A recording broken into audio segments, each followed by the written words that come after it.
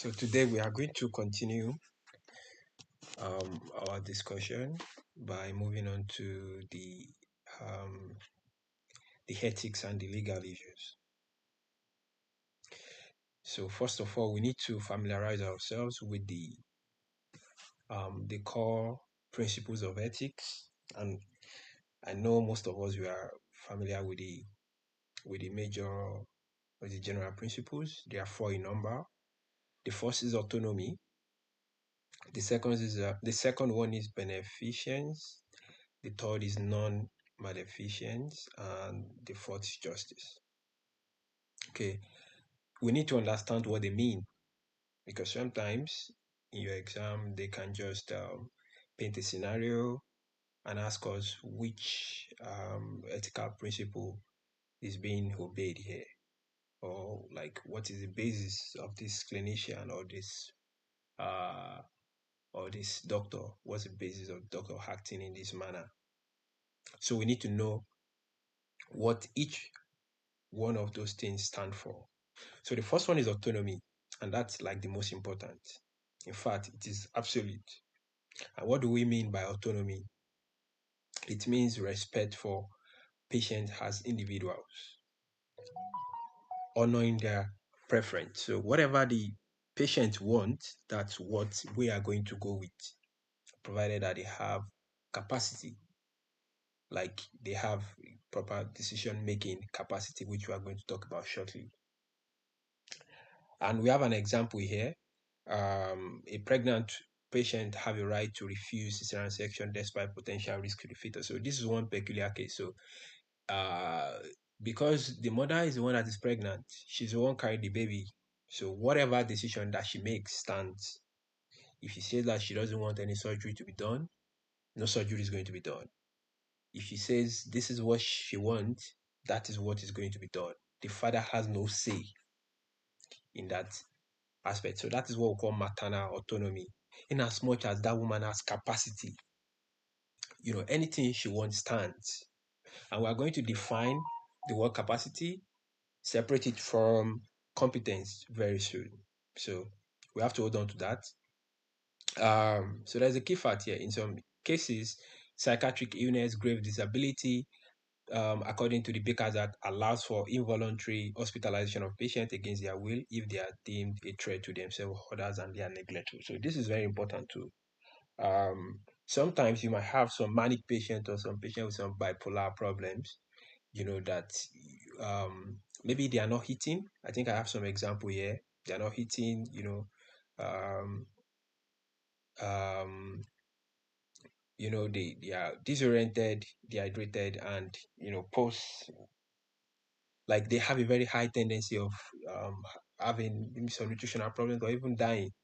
So in that kind of situation, you might need to hospitalize them against their will. So people with psychiatric illness, people with grave disability, you might need to hospitalize them, perform some psychiatric evaluation, and treat them accordingly. So the next one is beneficence. Beneficence. So what do we mean?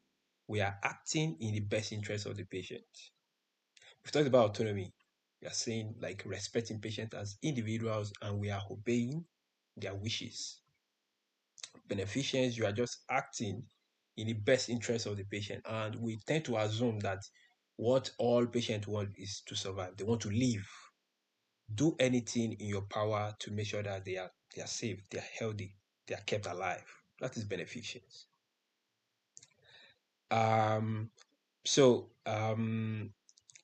general, if a patient is mentally competent, respect for patient autonomy supersedes beneficence, even if the clinician believes that patient is not acting in their best interest. Yeah. So sometimes you can have some conflict between beneficence and autonomy. So don't forget, autonomy will, for example, a patient might decline treatment. So if a patient declines treatment, the wish of the patient is to what? Refuse treatment. I don't want it.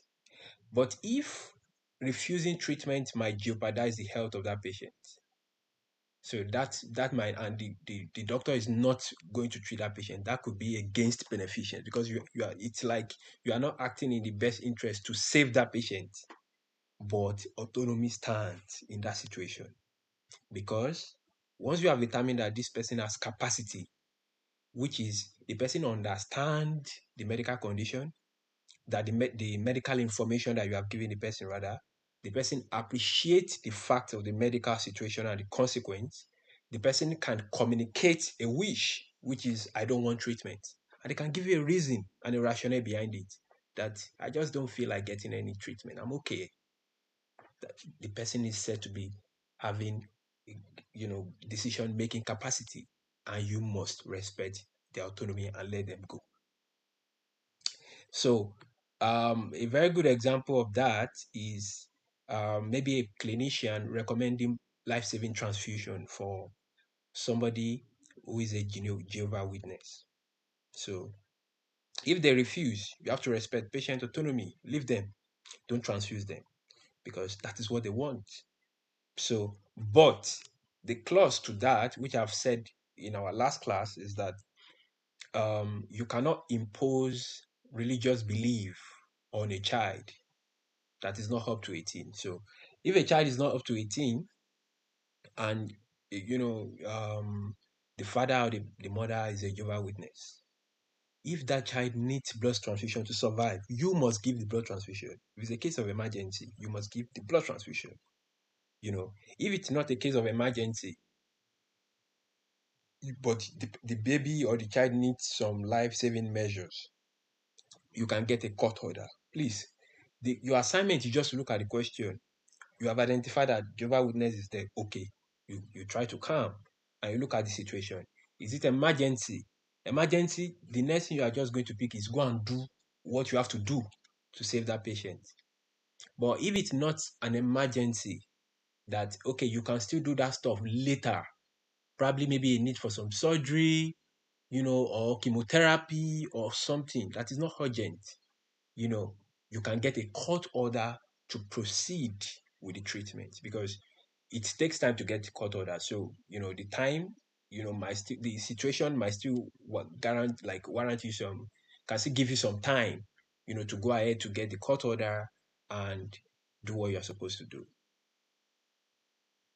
So the next one is non-maleficence. So non-maleficence just means do no harm. So in this situation, you are weighing the benefit to the risk. The benefits of what you want to do to the risk of what you want to do. So once you evaluate and you notice that the benefit, the risk is more than the benefit, you don't do it. Don't do it. That is non-maleficent. I'm not going to be wasting my time. It's just like somebody that is dead. They now said, continue putting on life support. You are not going to waste your time doing that. Or that is not even a good example. A good example would be like let me say you want to do surgery on somebody that is dead. There's no point. In fact, you are even going to be mutilating the body. So do no harm. Just let the dead be. So they could give you different scenario. We should just open our mind and analyze whatever they are talking about, and pick the right answer. So just evaluate, compare the risk to the benefit. Once you see that the risk is more than the benefit, don't do it, because of non-maleficence. You don't want to injure the patient. For example, okay, let me give another example. If somebody is having let's say somebody is having cancer and the person is not fit for surgery, but the family are craving for surgery, that please do surgery, help us save this blessing, please help us do surgery. And that the patient, maybe the person is having like, or maybe pancreatic C, or these tumors that have a high chance of throwing clots, and you tell the patient that this person, apart from the fact that the person is having pancreatic cancer that they can throw clot, the person is very, very frail. She doesn't have any strength to withstand surgery. She might eventually even pack on the table. So in that situation, you are not going to proceed with the surgery because of non-maleficence. You don't want to do any harm to the patient. Very important stuff. Then moving on to the last, which is the justice. So justice, it just works on the principle of fairness and equality.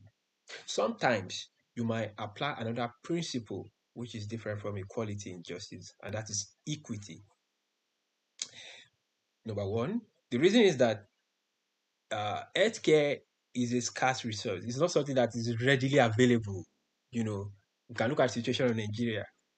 You know, it's not something that is readily available. You know, the cost, even the availability of resource, you know, imaging, to do the labs, all those things. So you have to work with the principle of justice when you are managing patients. Number one, you want to be fair, and you want to see everybody as equal, no matter your social class, no matter your gender, your race, your social status, everybody equal. We get the same treatment. And sometimes, so that is equality. Everybody's equal regardless of your class, regardless of your age, you know, your social status, where you live. You are from Magodo, you are from no, no, nobody cares. Everybody gets the same thing. You know, why equity is going to be like you you prioritize based on the need. For example, they bring a lot of patients in at once because there was like um a massive accident that claimed many lives, and we have some survivors and people are badly injured. So you try to do the triage, you label them yellow, red, all those things. So you want to take care of the people that are critical first, before you start going to the people that just have basic fractures. You want to treat the people with, cerebral edema, people that are already going GCS of 8 and less, compared to people that just have minor bruise and all those things. So that is justice. So we have distributive justice. So people that need it more, you give them first before you consider the other people. So that's equity. So just look at the question. Just try to understand what they are talking about. They can frame it anyhow, but trust me, it's going to be very easy for you to figure out, just by understanding all these principles we have talked about. So treat everyone as equal. Don't waste the resource that's already, don't waste it. Treat everybody as being equal. So, okay, let me see if I have any question on that. Okay, let's see this. I think I do. Yeah. So, an outbreak of Ebola virus occurs in Africa. The high infectivity of the virus causes a rapid increase in patients presenting with symptoms that range from fever, fatigue, gastrointestinal symptoms to spontaneous hemorrhage and shock, which result in shortage of food, water, and medical supplies. The number of patients that arrive at the local hospitals exceed the amount of medical supplies needed for standard treatment, intensive care, and precautionary measures. Following which of the following ethical principles is most appropriate in addressing this situation? Fidelity, autonomy, justice, beneficence, non-maleficence. Anybody?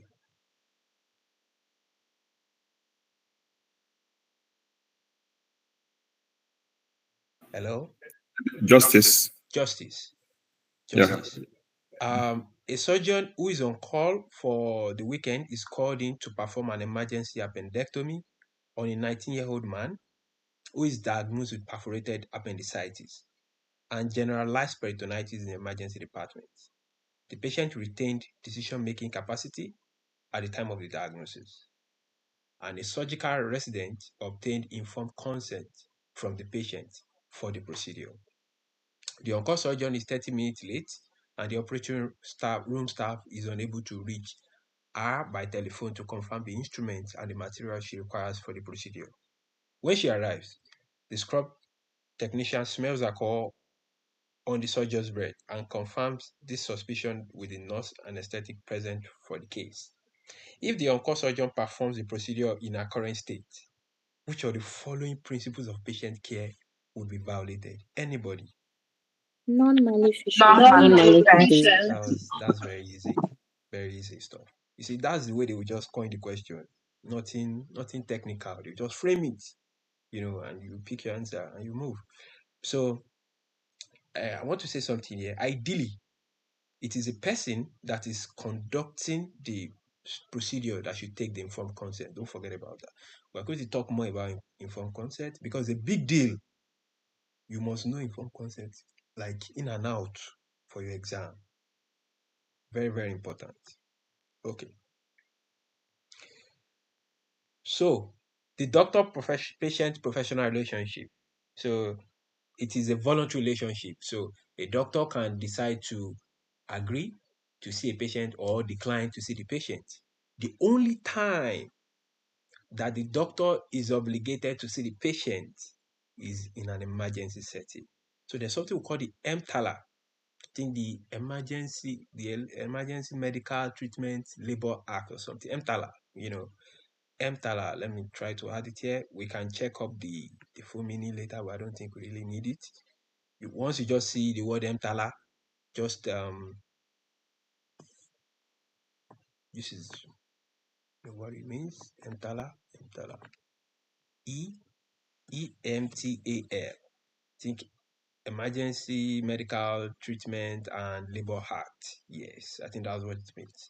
So if they bring a patient to the hospital, regardless of if the patient has insurance or no insurance, in fact, that's not the best next step to be asking what is the insurance? You have to treat once it is a situation of an emergency. If you cannot treat, refer to a unit that they can, provide adequate emergency treatment according to the EMTALA Act. Very, very important. So you cannot refuse anybody when it comes to emergency. Very important stuff. So, but if it's outside emergency, you can decide to see, you might decide not to see.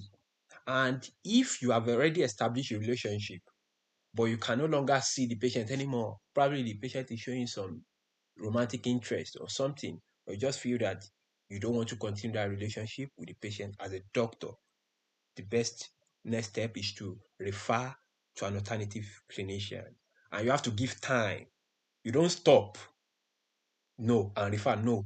You would refer first. Once you are sure that okay, the patient has been in contact with that doctor, then you can now back off. So you allow time for the person to transition to get that treatment before you end it. Very, very important because you want to ensure that the patient is still safe, So also let me mention here that because some doctors have some moral beliefs, like some moral values that okay, I don't want to do abortion, right? So you can have that you don't want to do abortion. You can say that if a patient needs abortion, comes to you for abortion, you can tell the patient that I don't do abortion, and what you do is to refer to somebody or to a place that the person can get that treatment. But if the person comes to you with what's it called? With complications of abortion, probably the person is already having septic, abortion, something that is more like an emergency. You don't say the US law does not allow you to say that I don't do abortion. In that situation, you have to come in to rescue that patient. So you have to look at the question critically, understand what is happening before you pick your answer. Okay, so don't forget about the fact that doctor-patient relationship is voluntary, um, and in the absence of emergency, the clinician is not under any legal obligation to accept care for any patient. So, if a pregnant patient is seeking to get an abortion, the clinician is under no legal obligation to perform the procedure if it's against their moral standard. But don't forget, there's a clause to it. If it's associated with emergency, you have to treat. You have to treat. So, the clinicians also have the right to end a doctor-patient relationship, which you have said, but you must give the patient the resources and the time to find another clinician. So that makes you a safe doctor. Also, doctor-patient sexual relationship. In fact, it is not appropriate. Don't look for any resource that will be telling you, okay, I can allow, you can allow. You'll be seeing some resources that will be saying that okay, you can actually allow to be safe.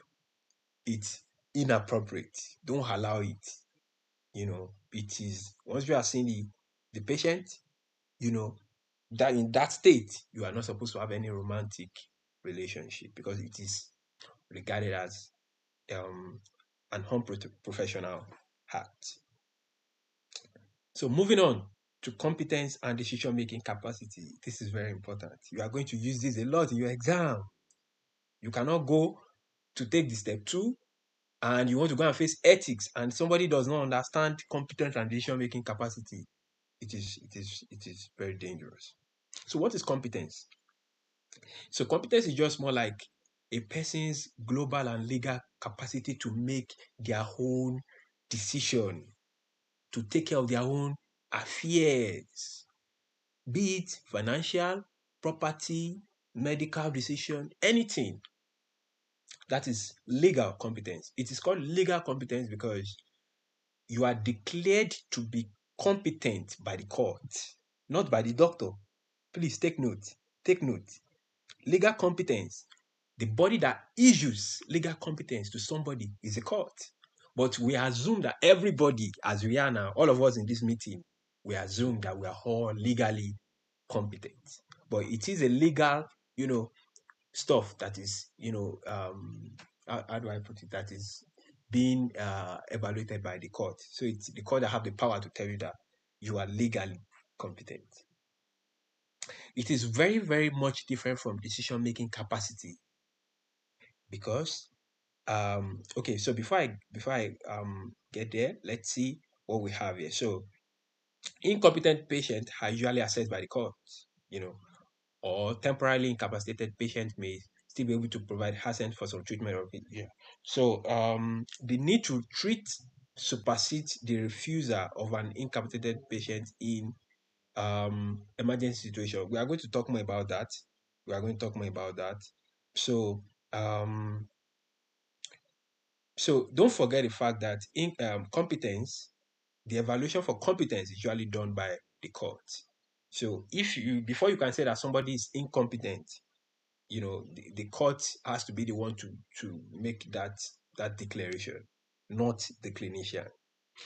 And some people that have maybe some mental problems, intellectual disabilities, chromosomal issues like Down syndrome, people with autism, some psychiatric problems that they have been declared incompetent by the law, that they cannot handle finances, they cannot manage properties, all those kind of people, you don't automatically assume that they don't have decision-making capacity. No.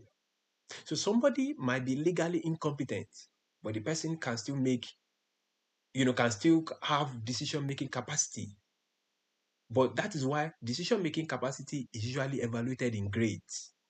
What I mean is that the kind of decision-making capacity you require to make, to ask for consent, to give somebody an analgesic, maybe just want to give somebody paracetamol, is going to be different from the one you are going to get for somebody that wants to do a major surgery. The way you are going to ask the question, the kind of replies you'll be waiting for is going to be different. So decision-making capacity kind of varies depending on what you want to do. So somebody might have decision-making capacity to be able to give you consent to proceed with maybe an injection, or to give some analgesics, or to apply bandage. But the person might not have adequate decision-making capacity to give consent to do a surgery, to do a transplant. And I'm going to explain why. Because before you can say that somebody has decision-making capacity, there are some 4 major criteria that needs to be fulfilled.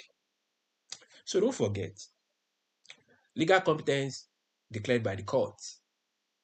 So, and the fact that somebody is legally incompetent does not mean that the person does not have decision-making capacity. Don't forget that. Don't forget that. So, now, what is decision-making capacity? This is the ability of a patient to understand relevant information, appreciate the severity of the medical situation, communicate clear and consistent choice, and give you deliberate rationale about the values in relation to decision making. So now that's fine. So what I just want us to hold with respect to, I think I have it here, is 14th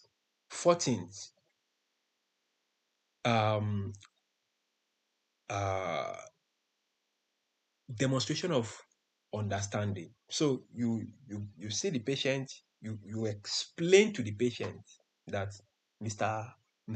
Tunde, you have you have just made a diagnosis of pancreatic cancer. If the person can understand that information that you have provided, the person has met one criteria of decision-making capacity. Oh, I have pancreatic cancer. That is understanding.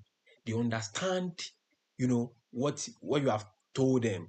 Pancreatic cancer is a cancer affecting the pancreas, and they can tell you that.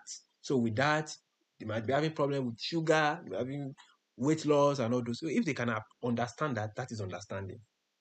So appreciation of the relevant fact. So they understand what is going to happen to them, that they might, need to be in the hospital, they might need to be on some certain medication, received chemotherapy. So that is appreciation of the relevant facts associated with that condition. The next one is to be able to communicate a choice. So understanding, appreciation of facts, communicating a choice. Now, we are now coming to you, Mr. Tunde, because we want to take consent, to undergo, for us to be able to operate that tumor, because we find it to be operable. So we want to come to you to take an informed consent. So if the person has the ability to communicate a choice that, okay, yeah, you can go ahead and operate me because I feel that the operation is going to make me feel better. So that is communication of a choice. And the person is able to also give you reasoning behind that choice. So that's the last part, reasoning in medical decision making. So they're able to describe their thought process behind that decision. That is reasoning. So the 4 components need to be met before you can say that somebody has decision-making capacity. Do you understand the medical information we provided to you? Can you appreciate the facts surrounding that condition? Are you able to communicate a choice? And can you give rationale or reasoning or the thought process behind that decision that you have made, behind that choice that you have communicated? So I have some notes here that I just scribbled here in case I forget. So please don't be angry that I'm reading it. I just, it's a lot of stuff, and I don't want to rely on my memory. So that's why I have it noted here. So generally, a patient must be 18 years or must be legally emancipated, must be a legally emancipated minor to have decision-making capacity. So before you can say that somebody can have decision-making capacity, they have to be 18 years or more. So you cannot be evaluating for decision-making capacity in someone that is 17 years. No, the parent will be the one to be making decision for them, or the guardian, or the court assigned guardian, with whatever the case might be. So capacity should be assessed and determined by the treating clinician. Anytime you are seeing a patient and maybe the patient is saying something that is irrational or that is not in line with their values, you want to evaluate decision-making capacity. Are they even in the right state of mind? Very, very important. That might be the best next step in your exam. So you have to keep that in mind. So a patient may demonstrate capacity to make some healthcare decisions, but not others. I gave an example of to give paracetamol and to go and do what's it called? To go and do cancer or transplantation. Just imagine somebody have maybe let's say trisomy or autism or something, something that can impair, reasoning a little bit. So, and the person is feeling pain, and you want to take consent, probably to maybe administer analgesia. I want to evaluate for decision-making capacity in that kind of person. It's very, very easy for the person to tell you yes, to give the anesthesia than to be explaining, the situation around surgery, that I have to cut you, I have to remove the tumor, that is going to be harder. So they might not be able to have good decision-making capacity to give you consent to go and operate for the surgery, but they can give you, consent, for you to just administer painkiller for the pain, because that is not very complex. So don't forget about that. And decision-making capacity can fluctuate. Somebody might have decision-making capacity now, and later it's gone. Particularly all these people with delirium. So you have to be evaluating at every point in time. You don't say that, we have evaluated last time now. He said we can go ahead. So evaluate at every point. So sometimes people with bipolar depressive episodes or altered mental sensorium, so this can preclude decision-making capacity. Yes. So you don't assume that somebody that is having altered sensorium, GCS is less than 7, you can't say that they have decision-making capacity. In that kind of person, you might want to consider an advanced directive, which we are going to talk about later, or you look for surrogates that can help them make decision at that time, because they don't have decision-making capacity at that point. Similar to somebody with mania or depression. So that's why if someone that is manic gives you gift, you don't accept it. Because at that point, a person is not in his or her right state of mind, or someone that is depressed, they are not in their normal state of mind. So you cannot rely on what the information that they have given you. They might not even be able to talk to you. That's another thing, So how do you assess decision-making capacity? I have talked about it, the choice. So what decision have you come to? Understanding. In your own words, can you describe the risk and the benefit of the available options? That is understanding. So we have told you now that you're having cancer, and what you have to do is to give you chemotherapy. So can you tell us, and we have explained the benefit of chemotherapy to help you cure the cancer, but you might start losing hair, you might start having increased susceptibility to infection, and all those things. So if the person can tell you all those things, that is understanding. Appreciation. So how do you describe your current health? What is happening to you? They can appreciate the fact. They know they are sick. They know they are losing weight, and they know that the chemotherapy can help them. So do you think you can benefit from some form of medical intervention? Now, how do you come to your decision? They have weighed everything together. They know that the doctor have said that the chemotherapy can work, even though the chemotherapy can cause some side effects, but they are willing to take that risk to preserve their life. That is reasoning. Once the person fulfills all this kind of thing, you can say that this person, has decision-making capacity. If it's not fulfilled, the person does not have decision-making capacity. And one thing I have to also emphasize is that the understanding, the choice, they have to be consistent. It's not that you say A now, and 2 hours later, you'll be saying B. You cannot say that that person has decision-making capacity. There's a particular word that was used there. There is communication of clear and consistent choices. Very, very important stuff. You can't miss it. So, testing for decision-making capacity does not always require psychiatric consultation. Yes. Once it is clear and consistent, you don't need to be doing psychiatry. Just respect whatever the patient is saying. I want treatment. Yes. I don't want treatment. Yes. That is it. You don't say, this patient is likely going to be having psychiatric issue. Let's go. No. But if the person is showing signs of psychosis, and you feel that could be impairing the understanding and the decision in a way, so you might want to do psychiatric, evaluation first before you proceed to whatever treatment you want to offer that kind of person. So, decision-making capacity is best understood as varying with the complexity of the decision involved. We have emphasized this. Don't forget it. So, the level of capacity that you need for a decision about liver transplantation is going to be different for somebody you want to administer pain medication for. Don't forget that. So, in general, patients who have decision-making capacity have the right to refuse or discontinue treatment. Very, very important stuff. Once you know that somebody has decision-making capacity, they have the right to refuse, and they have the right to also continue the treatment. It is their own choice. Even in the course of about to do the procedure, if they tell you no, I don't want again, you have to stop. But the best next step might be to inquire about the reason why they want to stop, because some patients might just need reassurance. So just don't say, oh yeah, said we should stop. Oh yeah, stop. Everybody, oh yeah, on glove. Let's go out.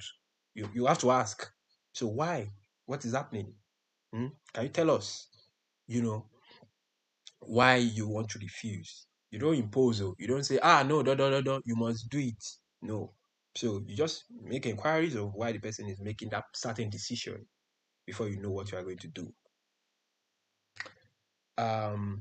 So sometimes, if a patient refuses treatment, you might not accept that refusal.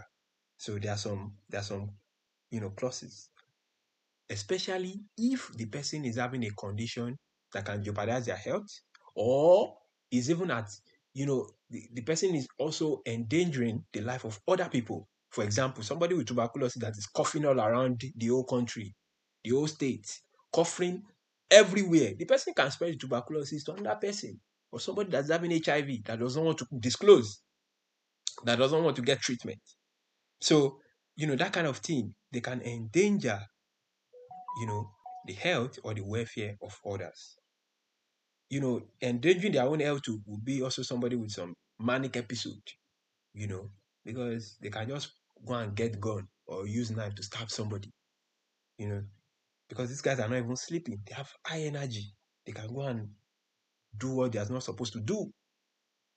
So in all those kind of patients, you have to make sure that, you hospitalize them and you treat them accordingly. So don't forget about that. So always look at that situation before you know what you are going to do.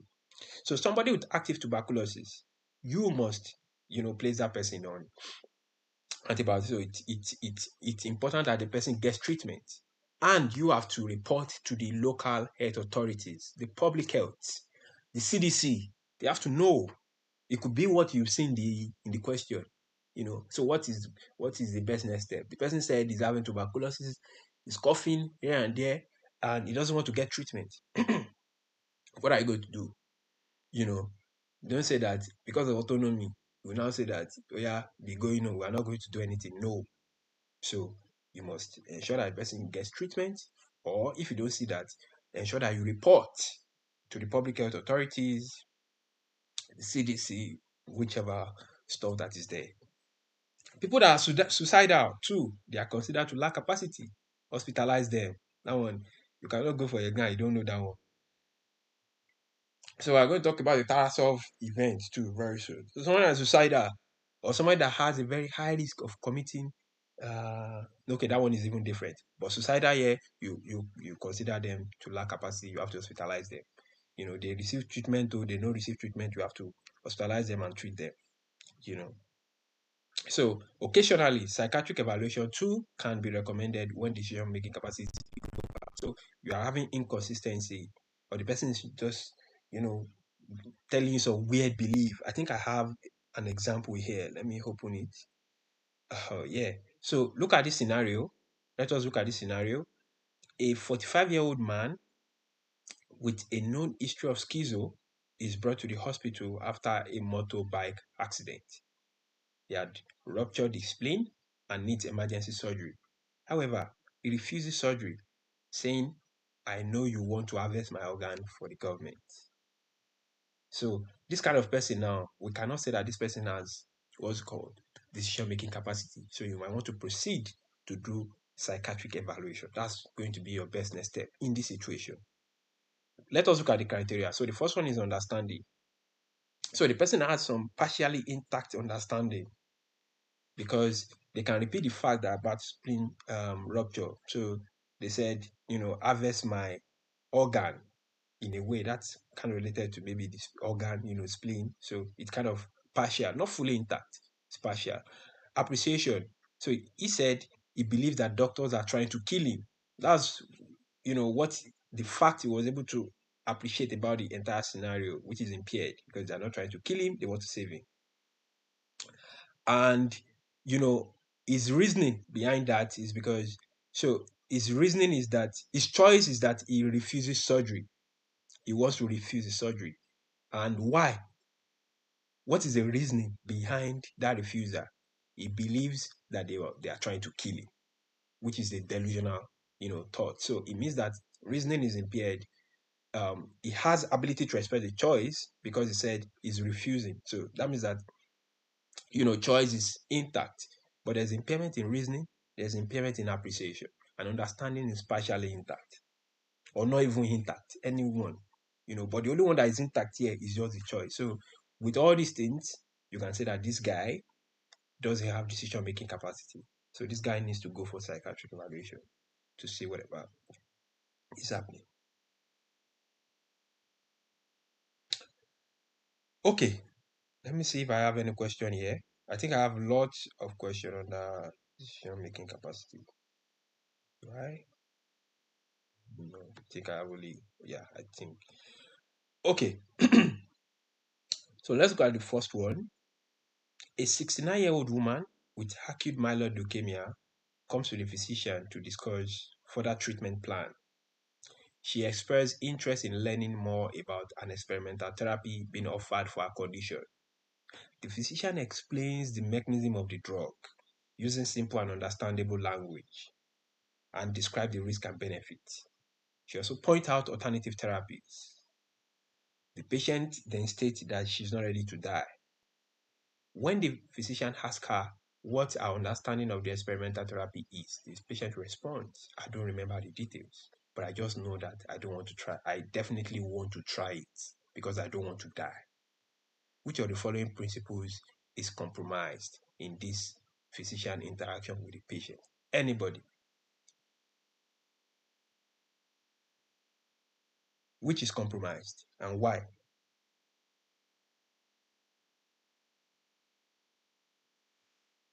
I think it should be The what? decision making. The what? Decision making Making capacity. capacity. Fine. Why? Why did you say that? Okay, now hold on. Okay. So I think even though all the information was well disclosed, right? Mm-hmm. I don't think the patient actually understood the whole information, because her interest is just that she just doesn't want to die. Exactly. You understand? I don't think she really understood everything. Exactly. There is no understanding. That's it. So they could put this in an arrow question and they will ask you, so which one of the following is, impaired, which is intact? It could come in arrow. MBM means can be weird. Understanding here is not there. She does not understand. She doesn't even remember the details. Understanding is not there. But I want to try it. There's a choice. Why? Reasoning. I don't want to die. That is it. That is it. So, and you have to fulfill the 4 before you can say someone has decision-making capacity. Okay, thank you. So moving on to the next one. A 71-year-old woman comes to the physician for a follow-up examination after being diagnosed with locally advanced cancer of the left breast. She has a history of mild hypertension. At the previous visit, she was informed of the diagnosis and possible complication of her condition. The physician recommends mastectomy and initiates a conversation about the procedure. When trying to inform the patient about possible complications from the procedure, the patient interrupts the physician and says, Doctor, I am aware of the severity of my situation and I want to continue with surgery. Please don't tell me how things can go wrong or if I will need chemotherapy in the future. I know that things can go wrong during surgery, but I am already anxious and all the information will overwhelm me. Which of the following answer option most accurately describe the correct course of action for the physician in this case? A. The procedure can be performed because the patient consents to treatment. B. The procedure cannot be performed because the patient currently lacks decision-making capacity. C. The procedure cannot be performed because the patient lacks an understanding of the risk associated with mastectomy. D. The procedure cannot be performed because the patient lacks competence. E. The procedure can be performed because emergency treatment is needed. E. or F rather, the procedure can be performed because therapeutic privilege has been invoked. Anybody? A. Procedure can perform because patient consent. Very Treatment. simple. Very simple. This patient meets all the criteria of decision making. She understands, she appreciates, she made a choice, and she gave a reason. That's it. So I am aware of the severity of my situation. I want to continue with surgery. Don't tell me how things can go wrong. Or if I will need chemotherapy, I know that things can go wrong. She knows everything. So, let her get the treatment. Okay, let me see if I still have any other one. Okay, so this one should not be here, but let's just attempt it based on what we have learned the last time. Let's see if we can remember. Let's just try. So, a 55-year-old man comes to the emergency department along with his 15-year-old son. The patient speaks Nepali and only knows a few conversational phrases in English. A professional medical interpreter is unavailable on site, and a remote interpreter will not be available for at least 30 minutes. With the help of his son, who is bilingual in both English and the patient's native language, the patient reports having chest pain, nausea, and breathlessness. Temperature is 37, pulse is 130, respiration 16, blood pressure is 87/62. An emergency nurse offers to interpret since she spent a year abroad in Nepal and she knows basic Nepali. Which of the following is the most appropriate action by the physician to communicate with the patient? Ask the emergency nurse to assist in interpretation. Wait for professional interpreter services. Ask the patient's son to assist in interpretation. Use an automated translational software. Communicate directly with the patient in basic English. Anybody? Ask the emergency nurse to assist in interpretation. Okay. What other opinion? What other opinion? Yeah, use an automated translation Software. Any other opinion? Any other opinion? When we asked for, it's an emergency, and they said that the remote interpreter is not available. My confusion is if that's the same thing as the automated software. So if that's the same thing, then you can't use that. You use the nurse. No. It's an They're just saying emergency situation. a remote interpreter, maybe like somebody that's living nearby, is not that can Oh, interpret, okay. is not available. So, but don't forget what we said the last time. Once you identify that it's an emergency, don't be looking for interpreter again. Don't be looking for professional interpreter again. Once it's an emergency, you have the option to use people around you at that moment. That is the first thing you need to do. Look at it. Is it an emergency? This guy is having BP of 87. This is an emergency. I'm not going to be calling any professional interpreter on the phone. What if it doesn't go through? I'm not going to wait for any professional interpreter. I am not going to do any of that. So if we are to choose between the son and the nurse who just stayed in Nepal for 1 year and speak basic Nepali, which one are we likely going to go for? Use the son. Use the son. Son.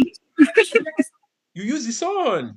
Because at this point now, you just have to go with what you have at your disposal at that point, but you go for the best. So the son here will be the best, not this nurse that wants to bobo us with 1 year Nepali that she learned. Okay, so moving on to, so that is that about decision-making capacity. We should not forget that's very, very important. So moving on to informed consent. Informed consent is high yield. Don't joke with it. Very, very important. And this is just willingness and voluntary acceptance of a specific medical intervention by a patient after adequate discussion with a clinician, about the nature of the intervention, alongside with the indication, the risk, benefit, and potential alternative. Fine. There's something we call brain. This is what you need. The brain of informed consent. That is what you need to master. The B for the benefit, the R for the risk, the A for the alternatives, the I for the indications, and the N for the nature. So before you take informed consent for somebody, you have to make sure that you have told the person all these things. Have you told this patient about the benefit of that procedure you want to take informed consent for? Have you told the person about the risk? Do they know about the alternatives to the procedure you want to do? Do they know even the indication for that procedure you have proposed to them? And do they even understand the nature, of the problem, of the medical problem that they are having? That is brain. You see, these 5 must be complete. If you do not see any part of these 5 in your question, go and pick it as the answer. They can give you benefit, risk, alternative, indication, and they will leave nature. Pick nature. That's the next. That's the one that's remaining. They can talk about nature, alternative, risk, benefit, not mention indication. Go and pick your indication. All what you just need to do in your exam is just remember brain. Don't forget brain of informed consent. Very, very important. So let me just follow this so that I don't miss anything. So informed consent should be taken in a language that the patient can communicate and understand. Yes. So if needed, you can use a translator. Informed consent is given for a specific procedure so that autonomy supersedes beneficence. Yes. So you have to, before you go ahead with the procedure, don't say that maybe if I do this procedure, it's going to save the patient now. So that's beneficence. And you now throw away autonomy. I don't need to take informed consent. Let me just go and do it. No. In as much that the person has decision-making capacity, the person is available. Take an informed consent first before you go ahead with the procedure, regardless of if the procedure is going to benefit the patient or not. Autonomy supersedes beneficence. And I also want to mention that you take informed consent for separate procedure. You want to do myomectomy, you take informed consent for myomectomy. You want to do prostatectomy, you take informed consent for it. Somebody, let's give a practical example. So some surgeons are doing operation on a patient, right? And so they went in for myomectomy to remove the fibroid. And while operating, they saw a mass on the superior pole of the left kidney. You don't say that, since we don't open this stomach, let's just use the opportunity to just, resect this renal tumor. You don't do that. The best next step is to close up and go back and take informed consent to do that second operation. The only clause to that is if by the time you are operating, the presence of that tumor probably is now bleeding, that can now jeopardize, that can, endanger the life of that patient, then you can now resect and now explain to the person that this was the situation of an emergency and we needed to resect. You are covered. But if there's no form of emergency related to that second surgery and you go and do it because you are saying that you don't want to enter the peritoneum twice, that is against the law. Very, very important. So informed consent will be taken by doctor performing the procedure. So you don't say that I'm the consultant, you'll not be sending SR. Oh yeah, Dr. Agbabiaka, let me go and take informed consent for that. No. It is the doctor that is taking that surgery, the doctor performing the procedure that must take the informed consent. In fact, if a medical student is offering to join in that surgery, you must go to the patient. Tell the patient, introduce the patient to the caliber of all the person that will be doing the surgery. I am Dr. Babawale. I'm a consultant neurosurgeon. I'll be the one leading the surgery. Dr. Festus here is, a consultant cardiothoracic surgery. He will also be helping, to ensure the cardiac bypass. This is Dr. Timothy, is a senior registrar, is going to also be assisting with the surgery. But then there's a medical student, a very young, bright medical student, Dr. Titus. He also wants to assist us. Would you mind if he participates in the surgery? If the patient says yes, go ahead. If the patient says no, you don't go with that. You don't do it. So anybody that is joining, which is not part of the ideal medical team, you have to take a consent from the patient before you include them in the procedure. Very, very important stuff. Don't forget it. So, we have said this, that um, patient can change their mind at any time, even after agreeing to the procedure. And you must honor the wish of the patient and support their decision, but you can inquire that why are you stopping at this time, so that you just know if they just need to be reassured that, don't worry, you are in good hands. We are going to make sure that, you are okay, blah, blah, blah. And that is it. So, informed consent is required for signal procedure, except, so what are the conditions in which taking informed consent might be an exception if an emergency treatment is required, just like we have explained before? Probably they bring in someone that was unconscious, and you try to reach the relative, there's nobody there to give a consent, just go and operate and save the life of the patient. So you are acting under which ethical principle? Anybody. So if you are saving the life of the patient in that kind of situation, what ethical principle are we working with? Beneficial. Beneficent. Beneficence. To beneficent. So in the case a patient loses consciousness and there's no family around to provide consent for a procedure, you can also make a phone call, quickly. Sometimes you just obtain the consent. And also, if a patient lacks decision-making capacity, you can go ahead to make to operate to save the life of the patient. But if there's a surrogate decision maker available at that time, you can quickly ask. So I'm going to talk about the surrogate later. I'm going to talk about surrogate. So there's like an hierarchy. The first one that can make consent or make any decision is a person, him or herself. Then if the person has maybe impairment in decision making capacity, the next thing is going to be the advanced directive, which can be in form of the living will. It could be in form of what's called a power of attorney, a medical power of attorney, or it can even be an oral advanced directive before you now get to the surrogate. Surrogate will now be like the wife or the husband, whichever case, the adult child, the parent, the siblings and the friends, which we are going to look at shortly.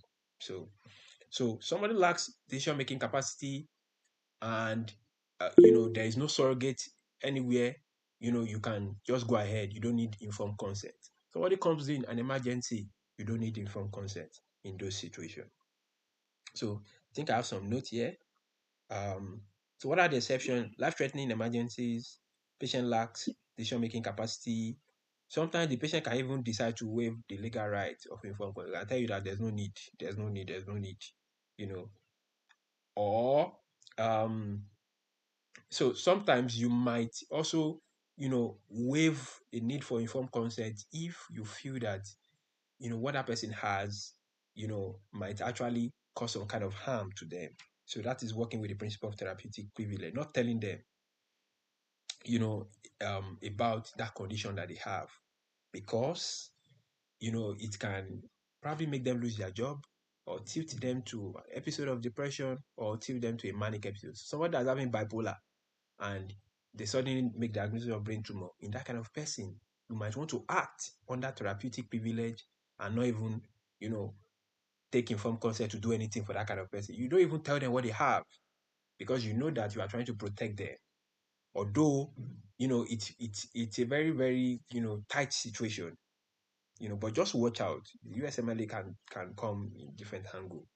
So, but once you see anything like any risk for maybe self-harm, what's it called, depression, bipolar, losing job, just work with therapeutic privilege.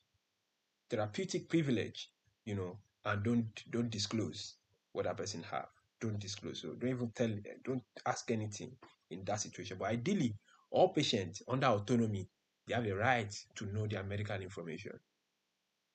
Except in some few instances that you have to work with therapeutic privilege and not disclose it if it can, affect their life, or maybe because they have some underlying depression or bipolar stuff. You might want to be careful in that situation. So don't forget to minors, individuals less than 18, they have to require surrogate decision maker until they have they have the ability to demonstrate decision-making capacity, or they have legal age. So that's what we are saying, that they have to be 18 or more before they can make decision. But anybody below 18, they don't have any decision-making capacity unless they are part of the emancipated minors, which I feel that we are going to talk about shortly. So let me just say it here. Emancipated minors are people that are less than 18, but they have the right to make decisions for themselves, either because they are married and they have children that they are caring for, or because they serve in the military, or because they are just financially independent, from their parents. They are taking care of themselves. Financially independent people that are married, people that are in the military, all those category of people, they don't need, their parents to make decision for themselves. They don't need their parents to make decision for them. They have the ability to make decision, by themselves. So they are called emancipated minors. So, yeah. So, patients with psychiatric illness can give consent if their decision-making capacity is intact. Yeah, so you have to evaluate decision-making. Somebody can have bipolar, and the person will still be able to understand the medical information. They will still be able to appreciate the fact. They will still be able to make a choice, and they will give you reason for the choice. So once they can do that, you will say that their decision-making capacity is intact. But you cannot guarantee that they have legal competence. So that is that. So we have talked about informed consent. So what about informed consent for incapacitated individuals? So, for example, when individuals loses consciousness, the doctors, the caregivers should respect the patient's last known wish, which could be expressed orally or in writing. So we are going to talk about this shortly. So, for example, if a patient repeatedly did not want a procedure performed, performing the surgery cannot be. Yeah, so you cannot do the surgery once the patient loses consciousness. Yeah, so what they are just saying here is that somebody just becomes incapacitated and the person has given an order, either through an advance directive in writing that, do not resuscitate me, do not intubate me, do not perform this kind of blood transfusion on me or something. So once they lose capacity, they become unconscious. You don't go against their wish. You must still respect their wish. So that is what that is saying. Informed consent for incapacitated individuals. Okay. I'm still going to go back to what I have here, but let me just follow through. So informed consent in reproductive health. Yeah, so we have said this. The mother autonomy supersedes the right of the fetus. So the fetus has no right. That's what they mean here. It is the mother that can make the decision. The father has no legal right. They don't say, I'm the father. Father, no. If the mother says no cesarean section, there's no cesarean section. Even if the delay in surgery is going to jeopardize the fetus' life, there's nothing you can do. So, and also, adults have access to sterilization. So, and if a woman comes to you now and she says that she wants to undergo bilateral tubal ligation, you have to do it. You have to just obtain consent from the person involved. Only you don't need to go and be calling the husband that, sir, your madam said she wants to do BTLO. Do you agree? No, it is none of the doctor's business. But you can encourage them. That could be the option you are going to see. Encourage them. Encourage the woman to talk to the husband, before making that decision. You can encourage. If you don't say encourage there, proceed with the wish of the woman. That's what we are going to pick. But never say that we should not pick that you will now tell the woman that no, we cannot do it unless your husband consents. That would be wrong. So, informed consent for a never competent person. So, so sometimes we might have somebody that might not be competent legally. For example, someone that has autism, someone with Down syndrome and all those things. So the court might have rendered them that these guys, they are not legally competent. They cannot handle finances. They cannot do anything. So, but we are not taking away their decision-making capacity from them. So we have to evaluate for that. Can they understand? Can they appreciate and all those things before we assume that they don't have decision-making capacity. And when the court has declare somebody to not be competent, if there's a need to make some certain decision, they might assign a third party, like a guardian, to them to be making, medical, medical decisions for them in their best interests. So that's for a never competent person. Don't forget, this is competent too, not decision-making capacity, competent. So it means that this is involving the law, the courts. So the court is the one that will say that somebody is competent or not. So if they have said to be not competent, they would assign a court designated third party to be making decisions for them. Okay, so moving on to the minors. So ideally, anybody less than 18 years, they are not having capacity. So we cannot say they have capacity. They cannot make decision by themselves. So it has to be from the parent or the guardian or from the grandmother or from the court designated third party, depending on the situation. Some might be they might not have they might be like the orphan, that they don't have parents. So it could be that the courts have assigned somebody that's making decision for them. So that is it. But exception for informed consent for minors is when there's a situation of life-threatening emergency. So if there's life-threatening emergency, you have to try to call the parent first. If you cannot read them, go and do your intervention. Go and do intervention. Don't wait for court order. Do not wait for court order. I'm saying that we have to wait for court order. No. Life-threatening emergency, you cannot read the parent, go and operate. Legal emancipation. So we have talked about this. So anybody that has legal emancipation or legally emancipated, you don't need any, they can make their own decision by themselves. You don't need to be asking for informed consent from their parents. That's what they mean here. So emancipated minors do not require parental consent, either because they are married, they are in the armed services, or they are parent of a child that they themselves support, or they are financially independent of their parents and they have obtained legal emancipation. So someone that is having a child that they are caring for, they are away from their parents and they have a job, so, and they are taking care of themselves, or they are married, or they are in the military, they have legal emancipation and they can make decisions for themselves. Now the last that what's it called?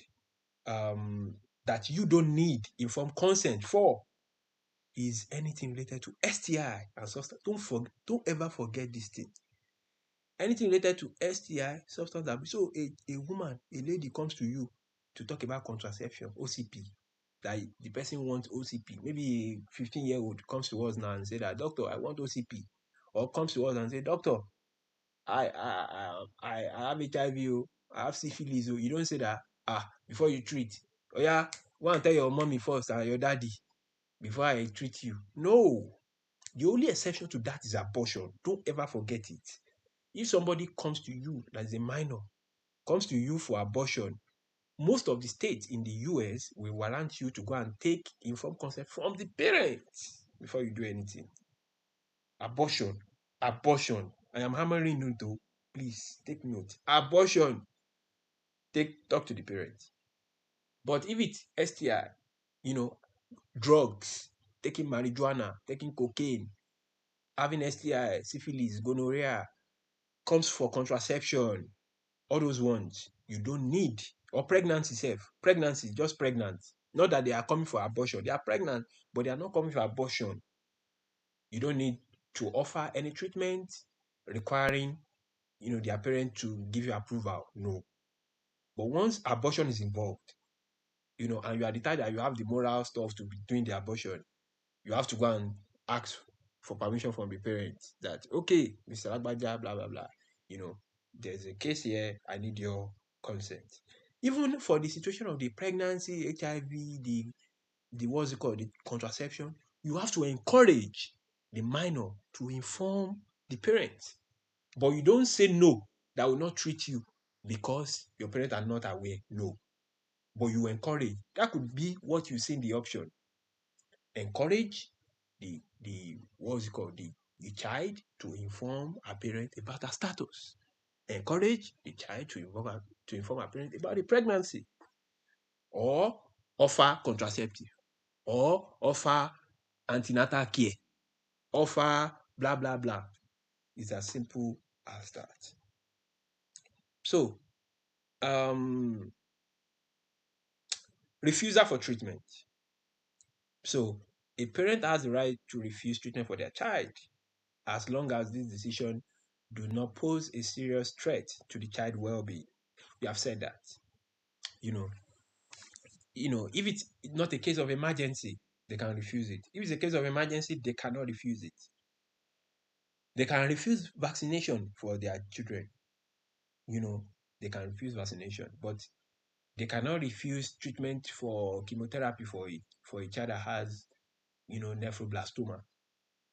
In that situation, what are we going to do? So if somebody has nephroblastoma and their parents are saying no, we should not give chemo, what are we going to do? Anybody? I think you go ahead and give because um there's a high um there's a high chance that the chemo the tumor responds to chemo or something like that. So you go ahead and put it. But we said we have to evaluate for something Now first. obtain court Safe order. court order. Yeah. So you have to obtain for Okay. court order because in that situation, it is not an emergency. Giving a chemo is not emergency. So go on, and the parents are refusing. So you go and obtain court order first before you give it. But if the child is dying, losing blood, BP 20/10, you don't need to obtain court order in that situation because you want transfer. So you have to look at the scenario, before you know what you do, especially in situations of refusal. Okay. So, in emergency situation, the parent decision is not in the best interest of the child. A clinician can provide treatment against parental wishes. Yeah. So that is that.